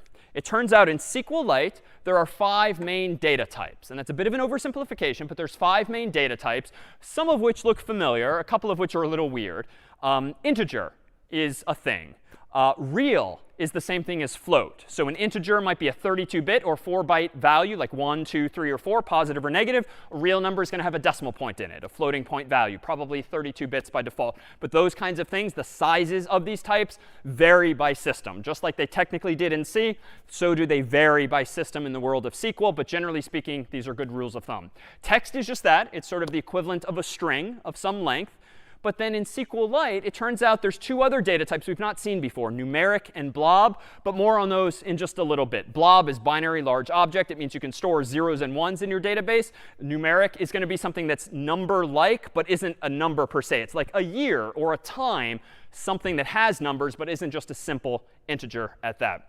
And then we propose, too, that SQLite is going to allow us to specify, too, when we create our own columns manually by executing the SQL code ourselves, we can specify that a column cannot be null, Thus far, we've ignored this, but some of you might have taken the fifth and just not given us the title of a show or a genre. Your answers might be blank. Some of you, maybe in registering for a website, don't want to provide information like where you live or your phone number. So a database in general sometimes does want to support null values, but you might want to say that it can't be null. A website probably needs your email address, needs your password, and a few other fields, but not everything. And there's another keyword in SQL, just so you've seen it, called unique, where you can additionally say that whatever values are in this column must be unique. So a website might also use that. If you want to make sure that the same email address can't register for your website multiple times, you just specify that the email column is unique. That way you can't put multiple people in with identical email addresses. So long story short, this is just more of the tools in our SQL toolkit, because we'll see some of these now indirectly. And the last piece of jargon we need before designing our own tables is going to be this. It turns out that in SQL, there's this notion of primary keys and foreign keys. And we've not seen this in spreadsheets. Odds are, unless you've been working in the real world for some years and you have fairly fancy spreadsheets in front of you as an analyst or financial person or the like, odds are you've not seen keys or unique identifiers in quite the same way. But they're relatively simple. In fact, let me go back to our picture before and propose that when you have two tables like this, and you want to use a simple integer to uniquely identify all of the rows in one of the tables, that's called technically an ID. That's what I'll call it by convention. You could call it anything you want, but ID just means it's a unique identifier. But semantically, this ID is what's called a primary key. A primary key is the column in a table that uniquely identifies every row. This means you can have multiple versions of the office in that title field, but each of those rows is going to have its own number uniquely, potentially. So primary key uniquely identifies each row. In another table, like genres, which I'm proposing we create in just a moment, it turns out that you're welcome to refer back to another table by way of that unique identifier. But when it's in this context, that ID is called a foreign key. So even though I've called it show ID here, that's just a convention in a lot of SQL databases to imply that this is technically a column called ID in a table called show or shows, plural in this case. So if there's a number 1 here, and suppose that the office has a unique ID of 1, we would have a row in this table called ID is 1, title is the office. The office might be in the comedy category, the drama category, and the romance category. So multiple ones. Therefore, in the genres table, we want to output 3 rows. The number 1, 1, 1 in each of those rows, but the words comedy, drama, romance in each of those rows respectively. So again, the goal here is to just design our database better, not have these stupid comma-separated lists of values inside of a single column. We want to kind of blow that up, explode it into individual rows. You might think, well, why don't we just use multiple columns? But again, per our principle from spreadsheets, you should not be in the habit of adding more and more columns when the data is all the same, like genre, genre, genre, right? The sort of stupid way to do this in the spreadsheet world would be to have one column called genre 1, another column called genre 2, another column called genre 3, genre 4. And you can imagine just how stupid and inefficient this is. A lot of those columns are going to be empty for shows with very few genres, and it's just kind of messy at that point. So better in the world of relational databases to have something like a second table where you have multiple rows that somehow link back to that primary key by way of what we're calling conceptually a foreign key. All right, so let's go ahead now and try to write this code. Let me go back to my IDE. Let me quit out of SQLite now. And let me just move away. I'm going to move this away, my file, for just a moment so that we're only left with our original data. Let's go about implementing a final version of my Python file that does this. Creates 2 tables, one called shows, one called genres, and then 2 in a for loop iterates over that CSV and inserts some data into the shows and other data into the genres. How can we do this programmatically? Well, there's a final piece of the puzzle that we need. We need some way of bridging the world of Python and SQL. And here we do need a library, because it would just be way too painful to do without a library. It can be CS50s. CS50s, as we'll see, makes this very simple. There are other third-party, commercial, and open source libraries that you can also use in the real world as well that do the same thing, but the syntax is a little less friendly. So we'll start by using the CS50 library, which in Python, recall, has functions like getString and getInt and getFloat. But today, it also has support, it turns out, for SQL capabilities as well. So I'm going to go back to my favorites file, and I'm going to import not only CSV, but I'm also going to import from the CS50 library a feature called SQL. So we have a variable, if you will, inside of the CS50 library, or rather a function inside of the CS50 library called SQL, that if I call it, will allow me to load a SQLite database into memory. So how do I do this? Well, let me go ahead and add a couple of new lines of code. Let me go ahead and open up a file called shows.db, but this time in write mode. And then just for now, rather, I'm going to go ahead and close it right away. This is a Pythonic way of creating an empty file. It's kind of stupid looking, but by opening a file called shows.db in write mode and then immediately closing it, it has the effect of creating the file, closing the file. So I now have an empty file with which to interact. I could also do this as an aside by doing this, touch shows.db. Touch, kind of a strange command, but in a terminal window, it means to create a file if it doesn't exist. So we could also do that instead, but that would be independent of Python. So once I've created this file, let me go ahead and open the file now as a SQLite database. I'm going to declare a variable called db for database. I'm going to use the SQL function from CS50's library, and I'm going to open via a somewhat cryptic string this, SQLite : // Now, it looks like a URL, http:// but it's SQLite instead, and there's 3 slashes instead of the usual 2. But this line of code, line 6, has the result of opening now that otherwise empty file with nothing in it yet as being a SQLite database using CS50's library.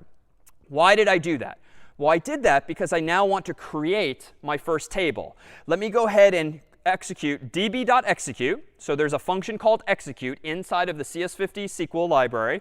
And I'm going to go ahead and run this. Create table called shows, the type of which, the columns of which are an ID, which is going to be an integer, a title, which is going to be text, the primary key in which is going to be the ID column. So this is a bit cryptic, but let's see what's happening. I seem to now, in line 8, be combining Python with SQL. And this is where now like programming gets really powerful, fancy, cool, difficult, whatever, however you want to perceive it. I can actually use one language inside of another. How? Well, SQL is just a bunch of textual commands. Up until now, I've been typing them out manually in this program called SQLite 3. There's nothing stopping me, though, from storing those same commands in Python strings and then passing them to a database using code. The code I'm using is a function called execute, and its purpose in life, and CS50 staff wrote this, is to pass the argument from your Python code into the database for execution. So it's like the programmatic way of just typing things manually at the SQLite prompt a few minutes ago. So that's going to go ahead and create my table called shows, in which I'm going to store all of those unique IDs and also the titles. And then let me do this again. db.execute, create table genres, and that's going to have a column called show ID, which is an integer also, genre, which is text, and lastly, it's going to have a foreign key. It's going to wrap onto it's going to wrap a little long here on show ID, which references the shows table ID. All right, so this is a lot. So let's just recap left to right. db.execute is my Python function that executes any SQL I want. Create table genres creates a table called genres. The columns in that table will be something called show ID, which is an integer, and genre, which is a text field. But it's going to be one genre at a time, not multiple. And then here I'm specifying a foreign key will be the show ID column, which happens to refer back to the shows table's IDs column. It's a little cryptic, but all this is doing is implementing for us the equivalent of this picture here. I could have manually typed both of these SQL commands at that blinking prompt. But again, no. I want to write a program now in Python that creates the tables for me and now, more interestingly, loads the data into that database. So let's go ahead and do this now. I'm not going to select a title from the user because I want to import everything. I'm not going to use any counting or anything like that. So let's go ahead and just go inside of my loop as before. And this time, let's go ahead and, for row in reader, let's go ahead and get the current title as we've always done. But let's also, as always, go ahead and strip it of white space and capitalize it just to canonicalize it. And now I'm going to go ahead and execute, db execute, quote unquote, insert into shows the title column the value of quote unquote title. So I want to put the title here. It turns out that SQL libraries like ours supports one final piece of syntax, which is a placeholder. In C, we used %s. In Python, we just used curly braces and put the word right there. In SQL, we have a third approach to the same problem. It's just syntactically different, but conceptually the same. You put a question mark where you want to put a placeholder. And then outside of this string, I'm going to actually type in the value that I want to plug into that question mark. So this is so similar to printf in week 1, but instead of %s, it's a question mark now. And then a comma-separated list of the arguments you want to plug in for those placeholders. So now, this line of code 16 has just inserted all of those values into my database. And let's go ahead and run this. Before I go any further, let me go ahead and do this. I'm going to go ahead now and run python of favorites.py and cross my fingers as always. It's taking a moment, That's because there's a decent-sized file there. Or I screwed up. This is taking too long. Oh, OK. I should have just been more patient. All right. So it just seems my connection's a little slow. So as I expected, everything is 100% correct, and it's working fine. So now let's go ahead and see what I actually did. If I type ls, notice that I have a file called shows.db. This is brand new because my Python program created it this time. Let's go ahead and run SQLite 3 of shows.db just so I can now see what's inside of it. Notice that I can do .schema just to see what tables exist. And indeed, the 2 tables that I created in my Python code seem to exist. But notice that there's, if I do select star from shows, let's see all the data. Voila, there is a table that's been programmatically created. And it has, notice this time, no timestamps, no genres, but it has an ID on the left and the title on the right. And amazingly, all of the IDs are monotonically increasing from 1 on up to 513 in this case. Why is that? Well, one of the features you get in a SQL database is if you define a column as being a primary key in SQLite, it's going to be auto-incremented for you. Recall that nowhere in my code did I even have a line, an integer, inputting 1, then 2, then 3. I could absolutely do that. I could have done something like this. I could have done something like this. Counter equals 1. And then down here, I could have said ID, comma, title, give myself 2 placeholders, and then pass in the counter each time. I could have implemented this myself, and then on each iteration done counter plus equals 1. But with SQL databases, as we've seen, you get a lot more functionality built in. I don't have to do any of that because if I've declared that ID as being a primary key, SQLite is going to insert it for me and increment it also for me as well.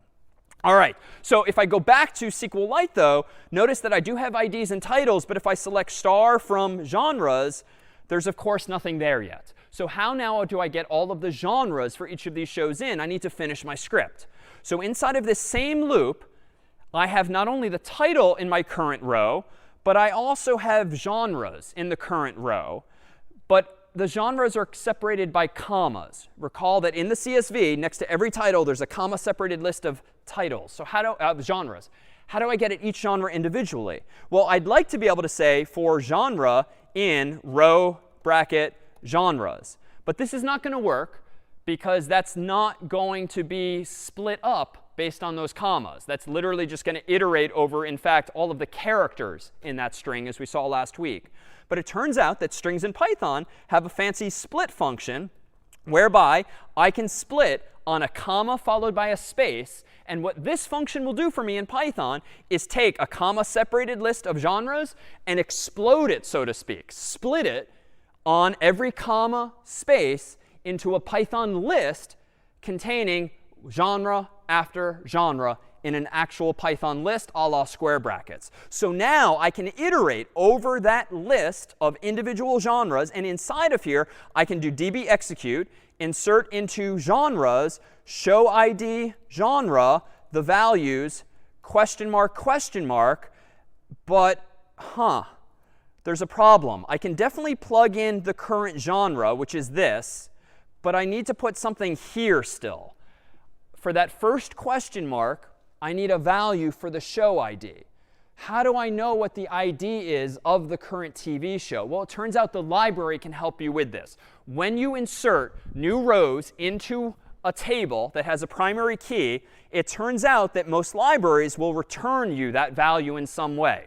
And if I go back to line 15 and I actually store the return value of db execute after using insert, the library will tell me what was the integer that was just used for this given show. Maybe it's 1, 2, 3. I don't have to know or care as the programmer, but the return value I can store in a variable. And then down here, I can literally put that same ID so that now if I am inputting The Office, whose ID is 1, into the shows table, and its genres are comedy, drama, romance, I can now, inside of this for loop, this nested for loop, insert 1 followed by comedy, 1 followed by drama, 1 followed by romance.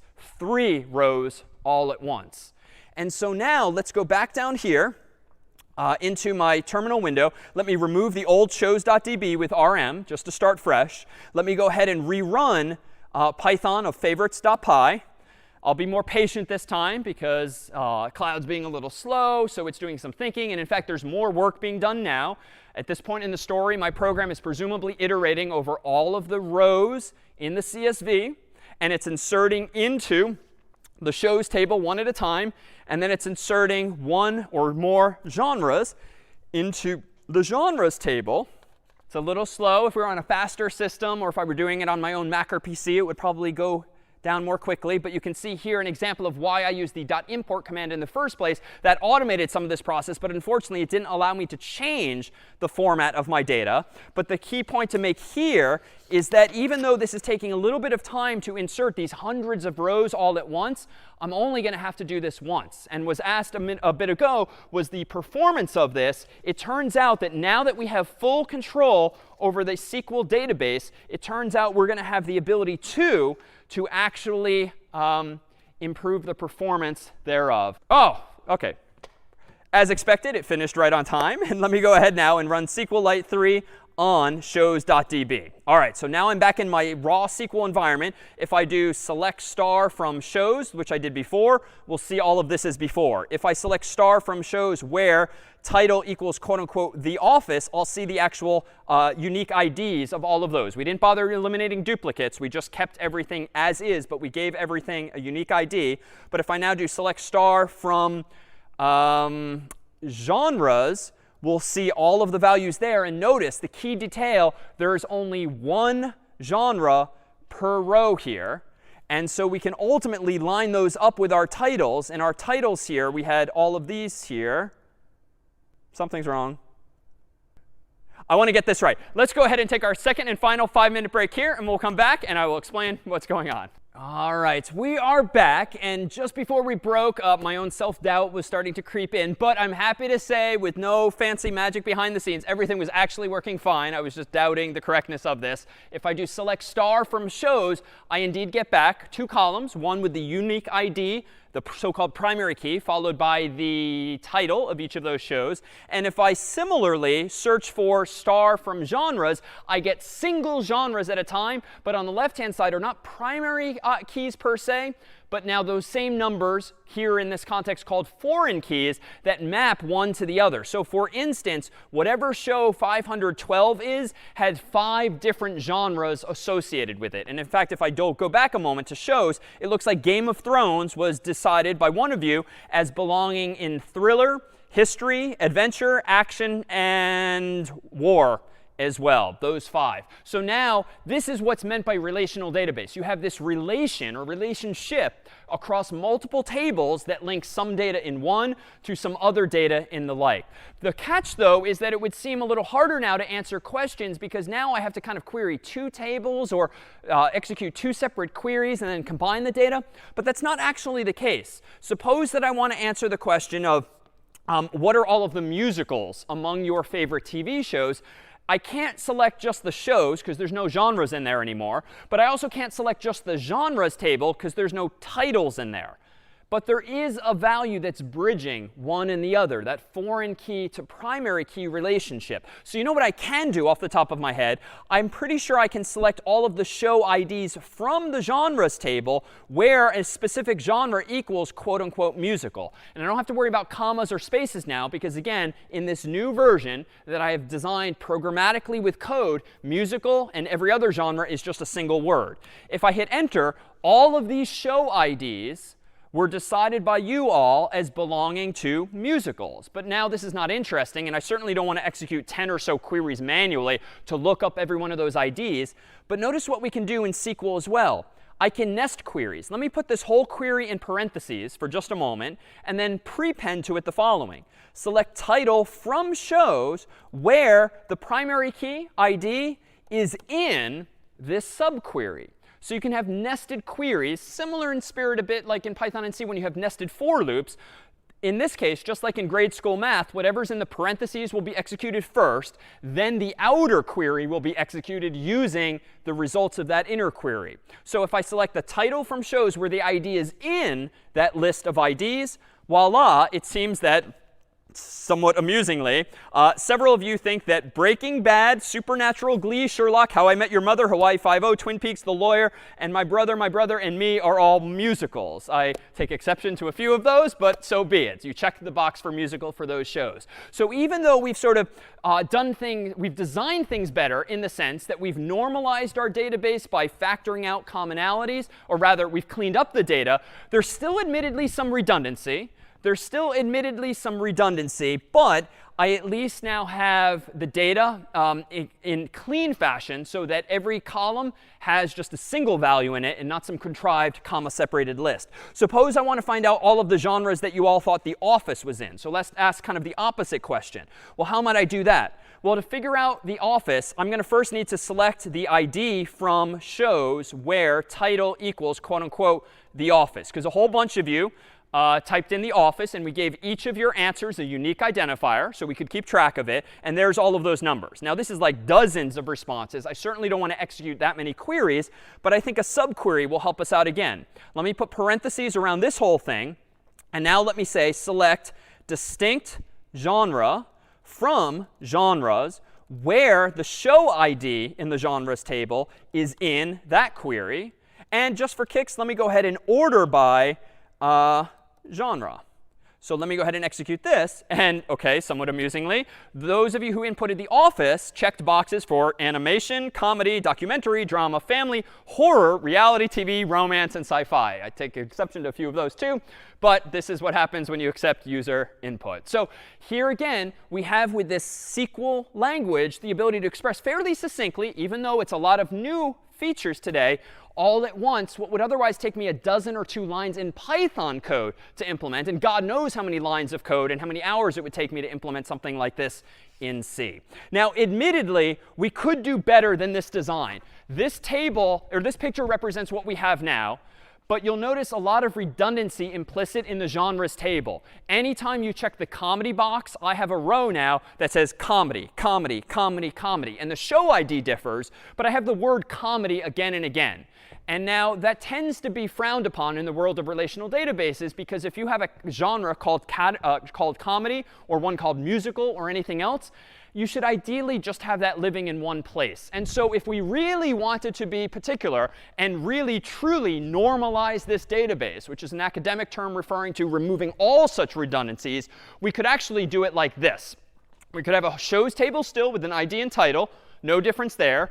But we could have a genres table with 2 columns, ID and name. Now, this is its own ID. It has no connection with the show ID. It's just its own unique identifier, a primary key here now, and the name of that genre. So you would have one row in this genres table for comedy, for drama, music, musical, and everything else. And then you would use a third table, which is colloquially called a join table, which I'll draw here in the middle. And you can call it anything you want, but we've called it shows_genres to make clear that this table implements a relationship between those 2 tables. And notice that in this table is really no juicy data. It's just foreign keys, show ID, genre ID. And by having this third table, we can now make sure that the word comedy only appears in one row anywhere. The word musical only appears in one row anywhere. But we use these more efficient integers called show ID and genre ID, which respectively point to those primary keys in their primary tables to link those 2 together. And this is an example of what's called in the world of databases a many-to-many relationship. One show can have many genres. One genre can belong to many shows. And so by having this third table, you can have that many-to-many relationship.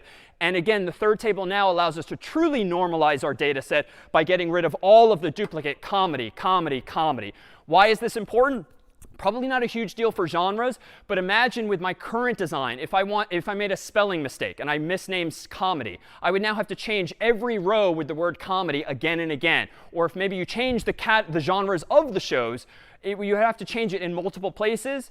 But with this other approach with 3 tables, you can argue that now you only have to change the name of a genre in one place, not all over the place. And that in general in C and now in Python and now SQL has generally been a good thing, not to copy paste identical values all over the place. All right, so with that said, what other tools do we have at our disposal? Well, it turns out that there are other data types out there in the real world using SQL besides just these 5: blob, integer, numeric, real, and text. Blob, again, is for binary stuff, generally not used except for more specialized applications, let's say. Integer, which is an int, typically 32 bits. Numeric, which is something like a date or a year or a time or something like that. Real numbers, which are floating point values. And text, which are things like strings. But if you graduate ultimately from SQLite on phones and on Macs and PCs to actual servers that run Oracle, MySQL, and Postgres, if you're actually running your own internet-style business, well, it turns out that more sophisticated, even more powerful databases come with other subtypes, if you will. So besides integer, you can specify small int for small numbers, maybe using just a few bits instead of 32. Integer itself, or big int, which uses 64 bits instead of 32. The Facebooks, the Twitters of the world need to use big ints a lot because they have so much data. You and I can get away with simple integers because we're not going to have more than 4 billion favorite TV shows in a class, certainly.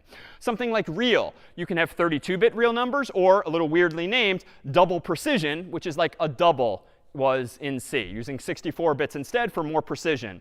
Numeric is kind of this catch-all. You can have not only dates and date times, but things like Boolean values. You can specify the total number of digits to store using this numeric scale and precision. So it relates to numbers that aren't just quite integers. And then you also have categories of text. Char followed by a number, which specifies that every value in the column will have the same number of characters. That's helpful for things where you know the length in advance, like in the US. All 50 states have 2-digit code or 2-character codes, like MA for Massachusetts, CA for California. Char 2 would be appropriate there because you know every value in the column is going to have 2 characters. When you don't know, though, you can use varchar. And varchar specifies a maximum number of characters. And so you might specify varchar of like 32. No one might be able to type in a name that's longer than 32 characters. Or varchar 200 if you want to allow for something even bigger.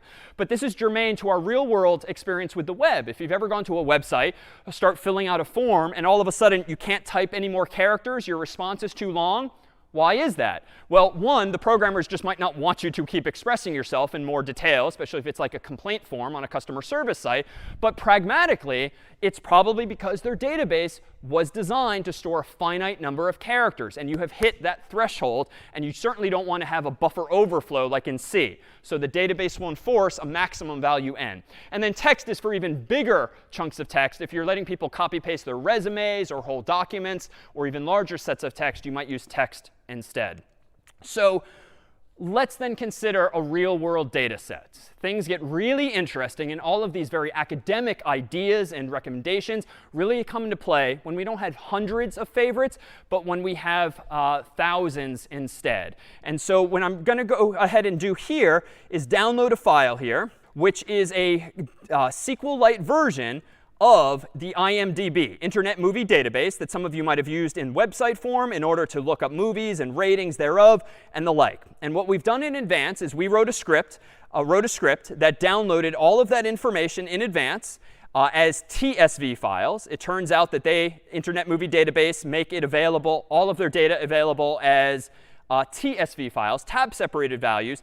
And we went ahead and imported it with a script called shows.db as follows. So I'm going to go ahead in just a moment and open up shows.db, which is not the version I created earlier based on your favorites. This is now the version that we, the staff, created in advance by downloading hundreds of thousands of movies and TV shows and actors and directors from imdb.com under their license, and then imported into a SQLite database. So how can I see what's in here? Well, let me go ahead and type .schema recall, and you'll see a whole bunch of data therein. And in fact, in pictorial form, it actually looks like this.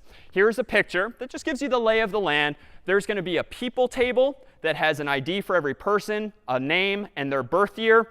There's going to be a shows table, just like we've been talking, which is IDs, titles of shows, also, though, the year that the show debuted and the number of episodes that the show had. Then there's going to be genres, similar in design to before. So we didn't go all out and factor it out into a third table. We just have some duplication here, admittedly, in genres. But then there's a ratings table. And here's where you can see why relational databases get interesting. You can have a ratings table storing ratings, like 1 to 5, but also associate those ratings with the show by way of its show ID. And then you can keep track of the number of votes that that show got. Writers, notice, is a separate table. And notice, this is kind of cool.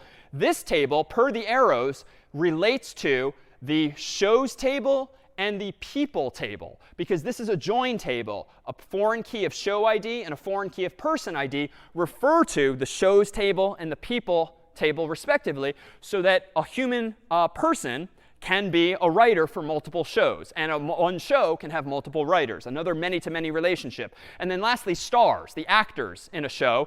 Notice that this, too, is a join table. It's only got two foreign keys, a show ID and a person ID, that are referring back to those tables respectively. And here's where it really makes sense, a relational database. It would be pretty stupid and bad design if you had names of all of the directors and names of all of the writers and names of all of the stars of these shows in separate tables in duplicate, like Steve Carell, Steve Carell, Steve Carell.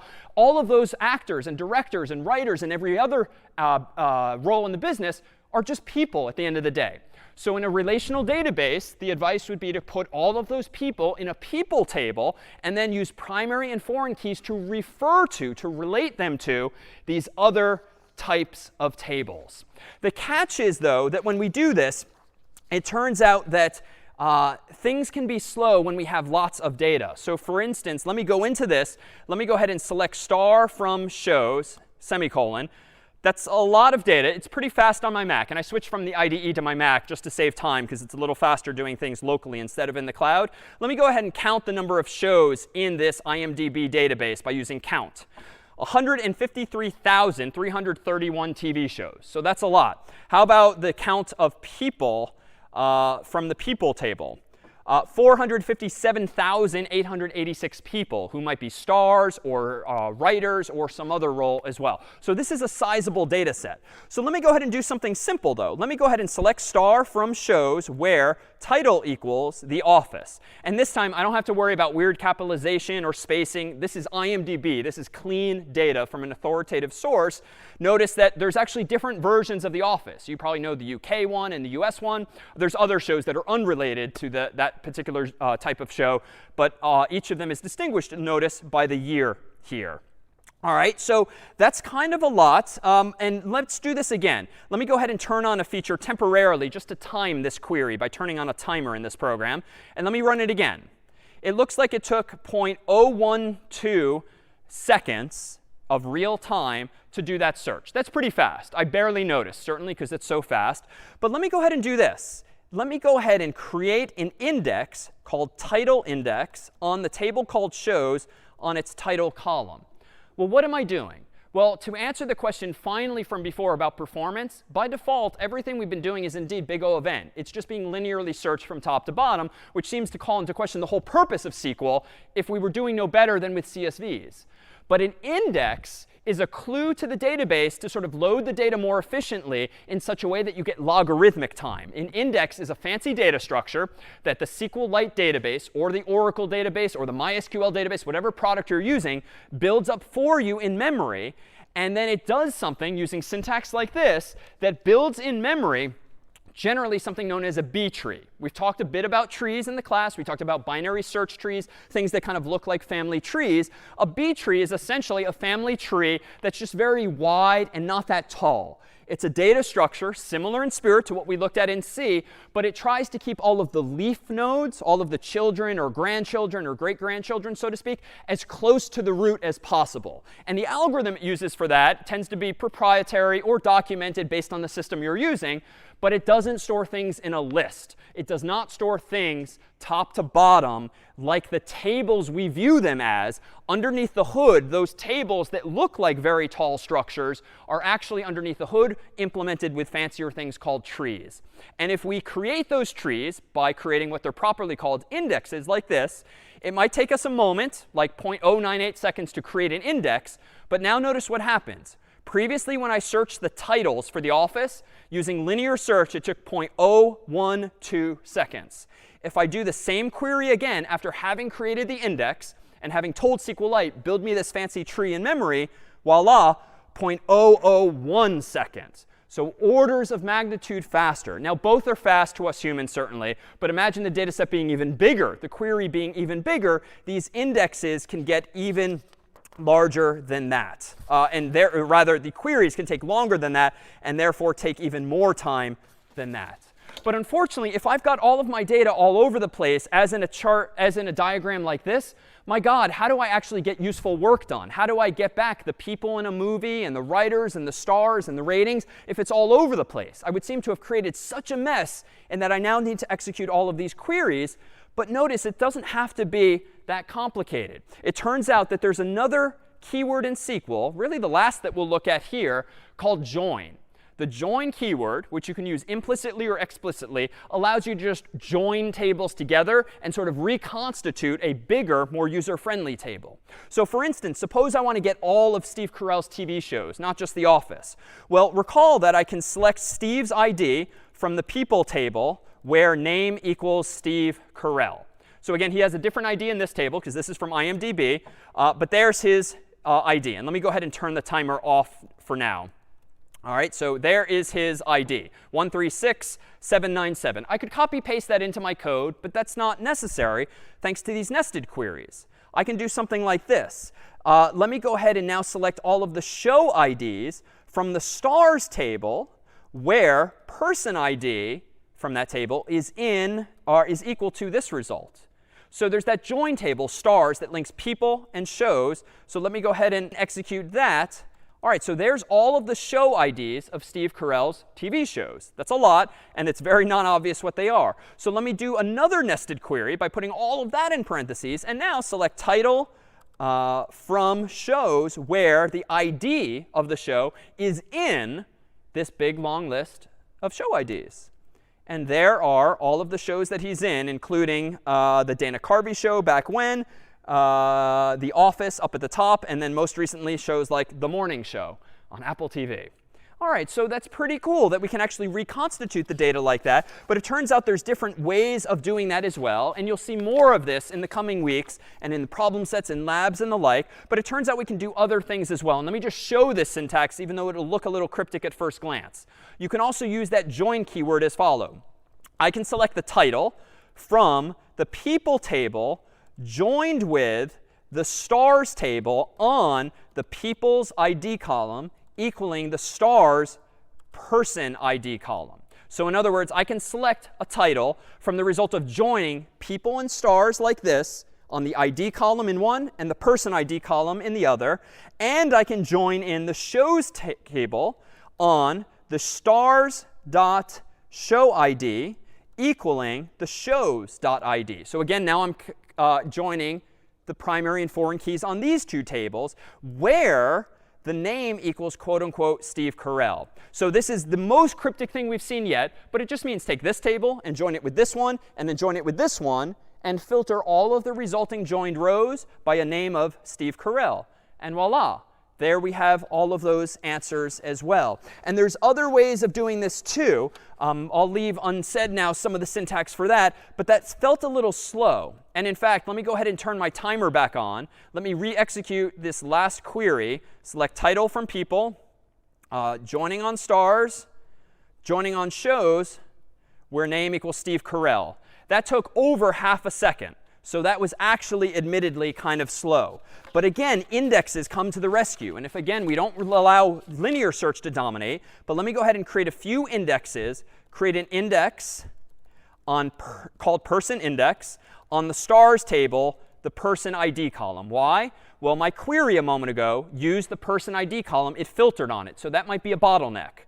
I'm going to go ahead and create another index on the called show index on the stars table on show ID. Similarly, a moment ago, my query used the show ID column. And so that, too, might have been a bottleneck linearly, top to bottom. So let me create that index. And then lastly, let me create an index called name index. And this is perhaps the most obvious, similar to the show titles before, on the people table on the name column. And that, too, took a moment. Now, in total, this took like almost a full second. But these indexes only get created once. They get maintained automatically over time. But you don't incur this with every query. Now let me do my select again. Let me select title from people, joining the stars table, joining the shows table, where name equals Steve Carell, boom, 0.001 seconds. That was an order of magnitude faster than the more than half a second it took us a little bit ago. So here, too, you see the power of a relational database. So even though we've created some problems for ourselves over time, we've solved them ultimately, granted with some more sophisticated features and additional syntax. But a relational database is indeed why you use them in the real world for the Twitters, the Instagrams, the Facebooks, the Googles, because they can store data so efficiently without redundancy, because you can normalize them and factor everything out. But they can still maintain the relations that you might have seen in a spreadsheet, but using something closer to logarithmic thanks to those tree structures. But there are problems. And what we wanted to do is end on today two primary problems that are introduced with SQL because they are just unfortunately so commonly done. Notice this here.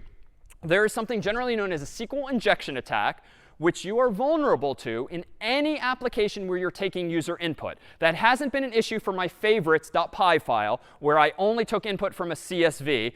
But if one of you were malicious, what if one of you had maliciously typed in the word delete or update or something else as the title of your show, and I accidentally plugged it into my own Python code when executing a query?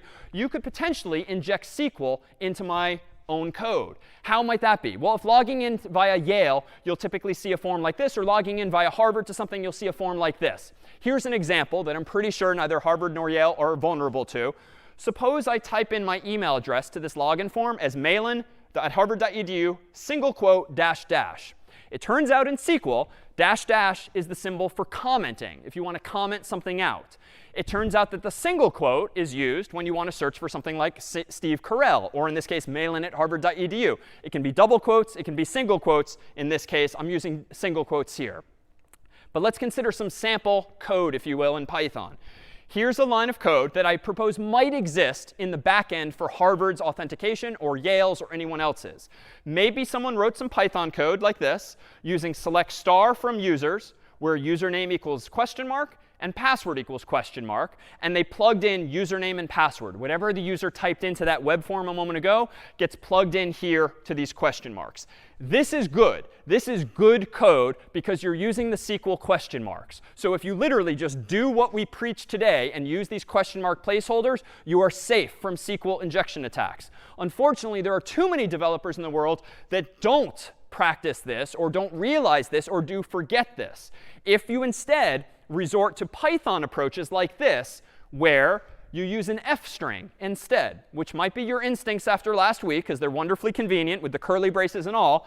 Suppose that you literally plug in username and password, not with the question mark placeholders, but just literally in between those curly braces. Watch what happens if my username, mailin@harvard.edu, was actually typed in by me maliciously as mailin@harvard.edu single quote dash dash.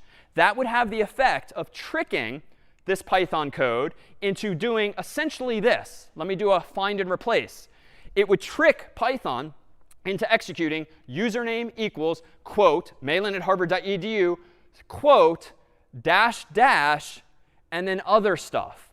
Unfortunately, the dash dash again means comment, which means you could maybe trick a server into ignoring the whole password part of this SQL query. And if the SQL query's purpose in life is to check, is this username and password valid, so that you can decide to log the user in or to say, no, you're not authorized, well, by essentially commenting out everything related to password, notice what I've done.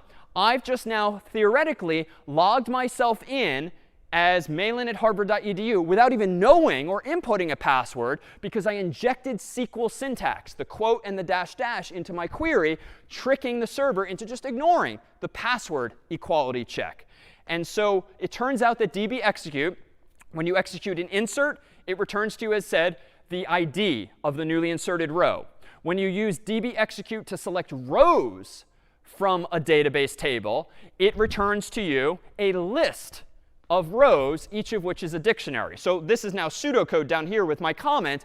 But if you get back one row, that would seem to imply that there is a user named mailin@harvard.edu. Don't know what his password is, because whoever this person is maliciously tricked the server into ignoring that syntax.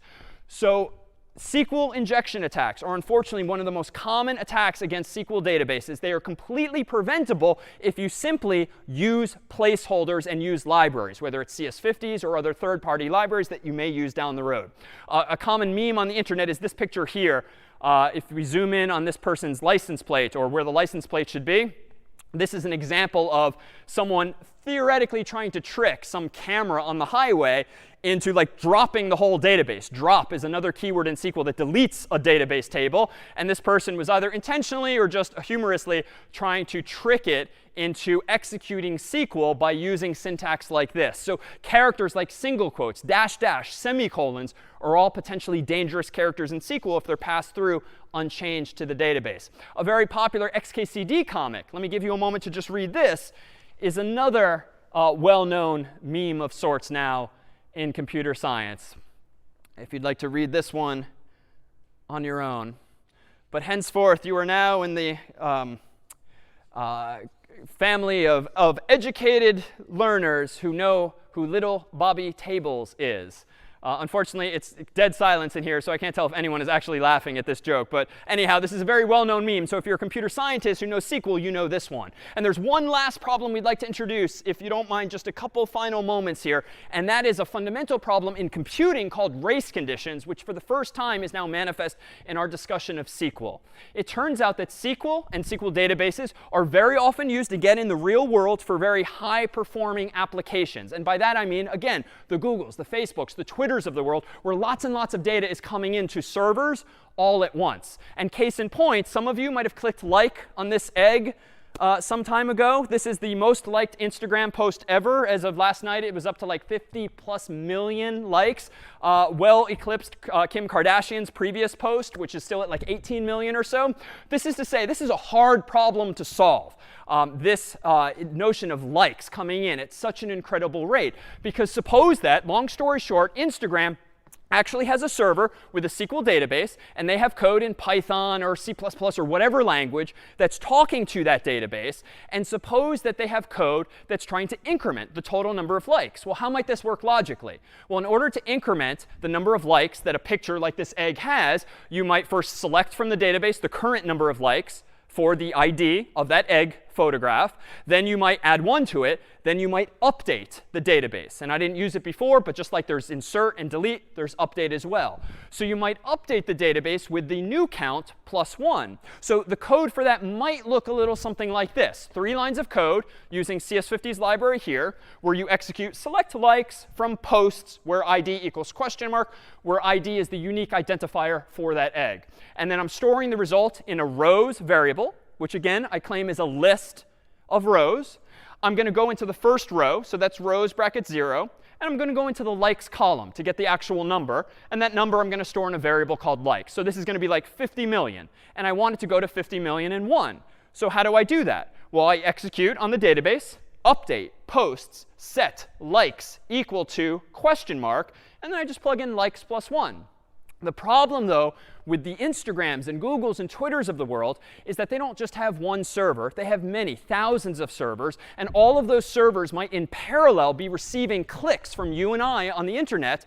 And those clicks translate into this code getting executed, executed, executed. And the problem is that when you have 3 lines of code, and suppose Brian and I click on that egg at roughly the same time, my 3 lines might not get executed before his 3 lines or vice versa. They might get commingled chronologically.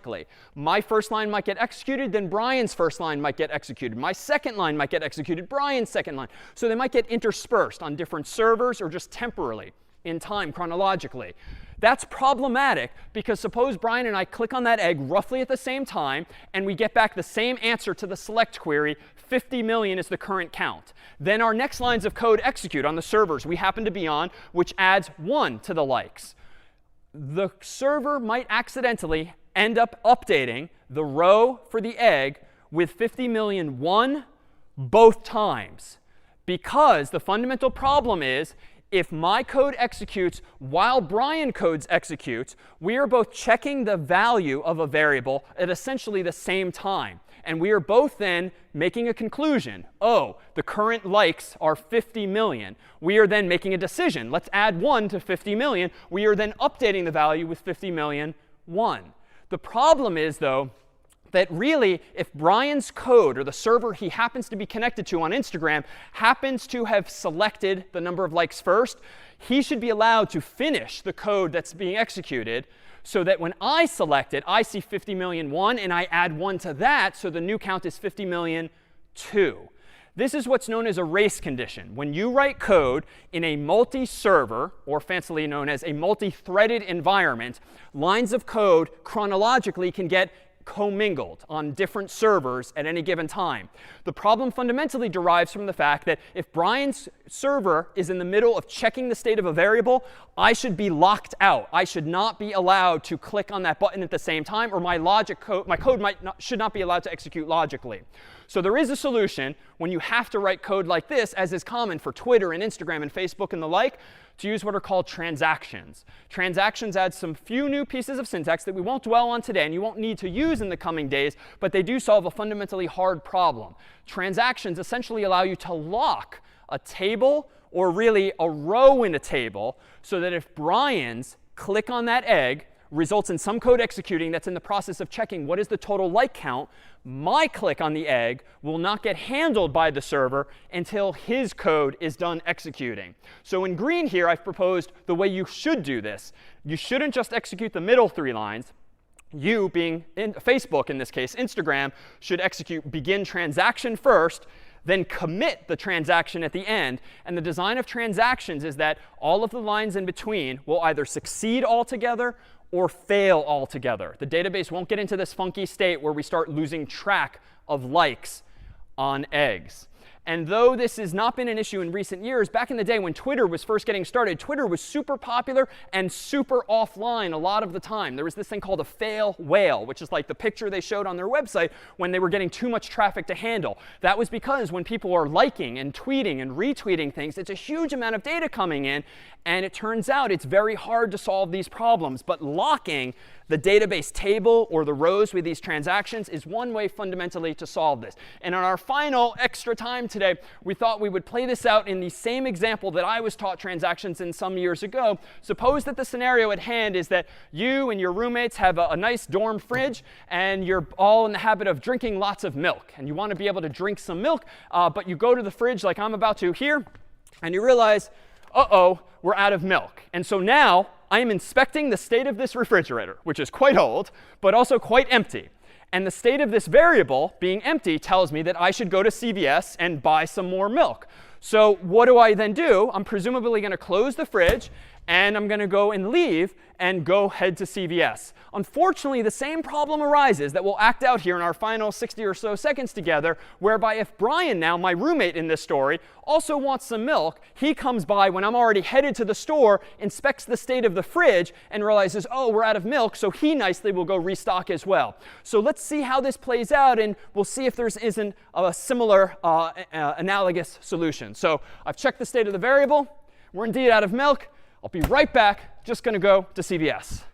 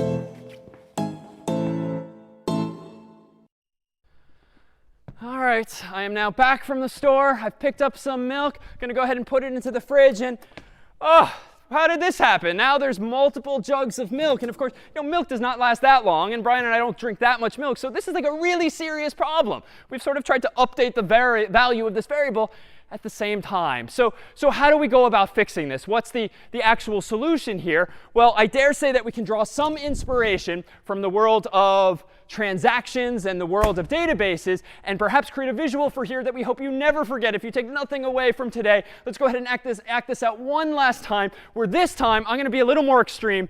I go ahead and open the fridge. I realize, oh, we're out of milk.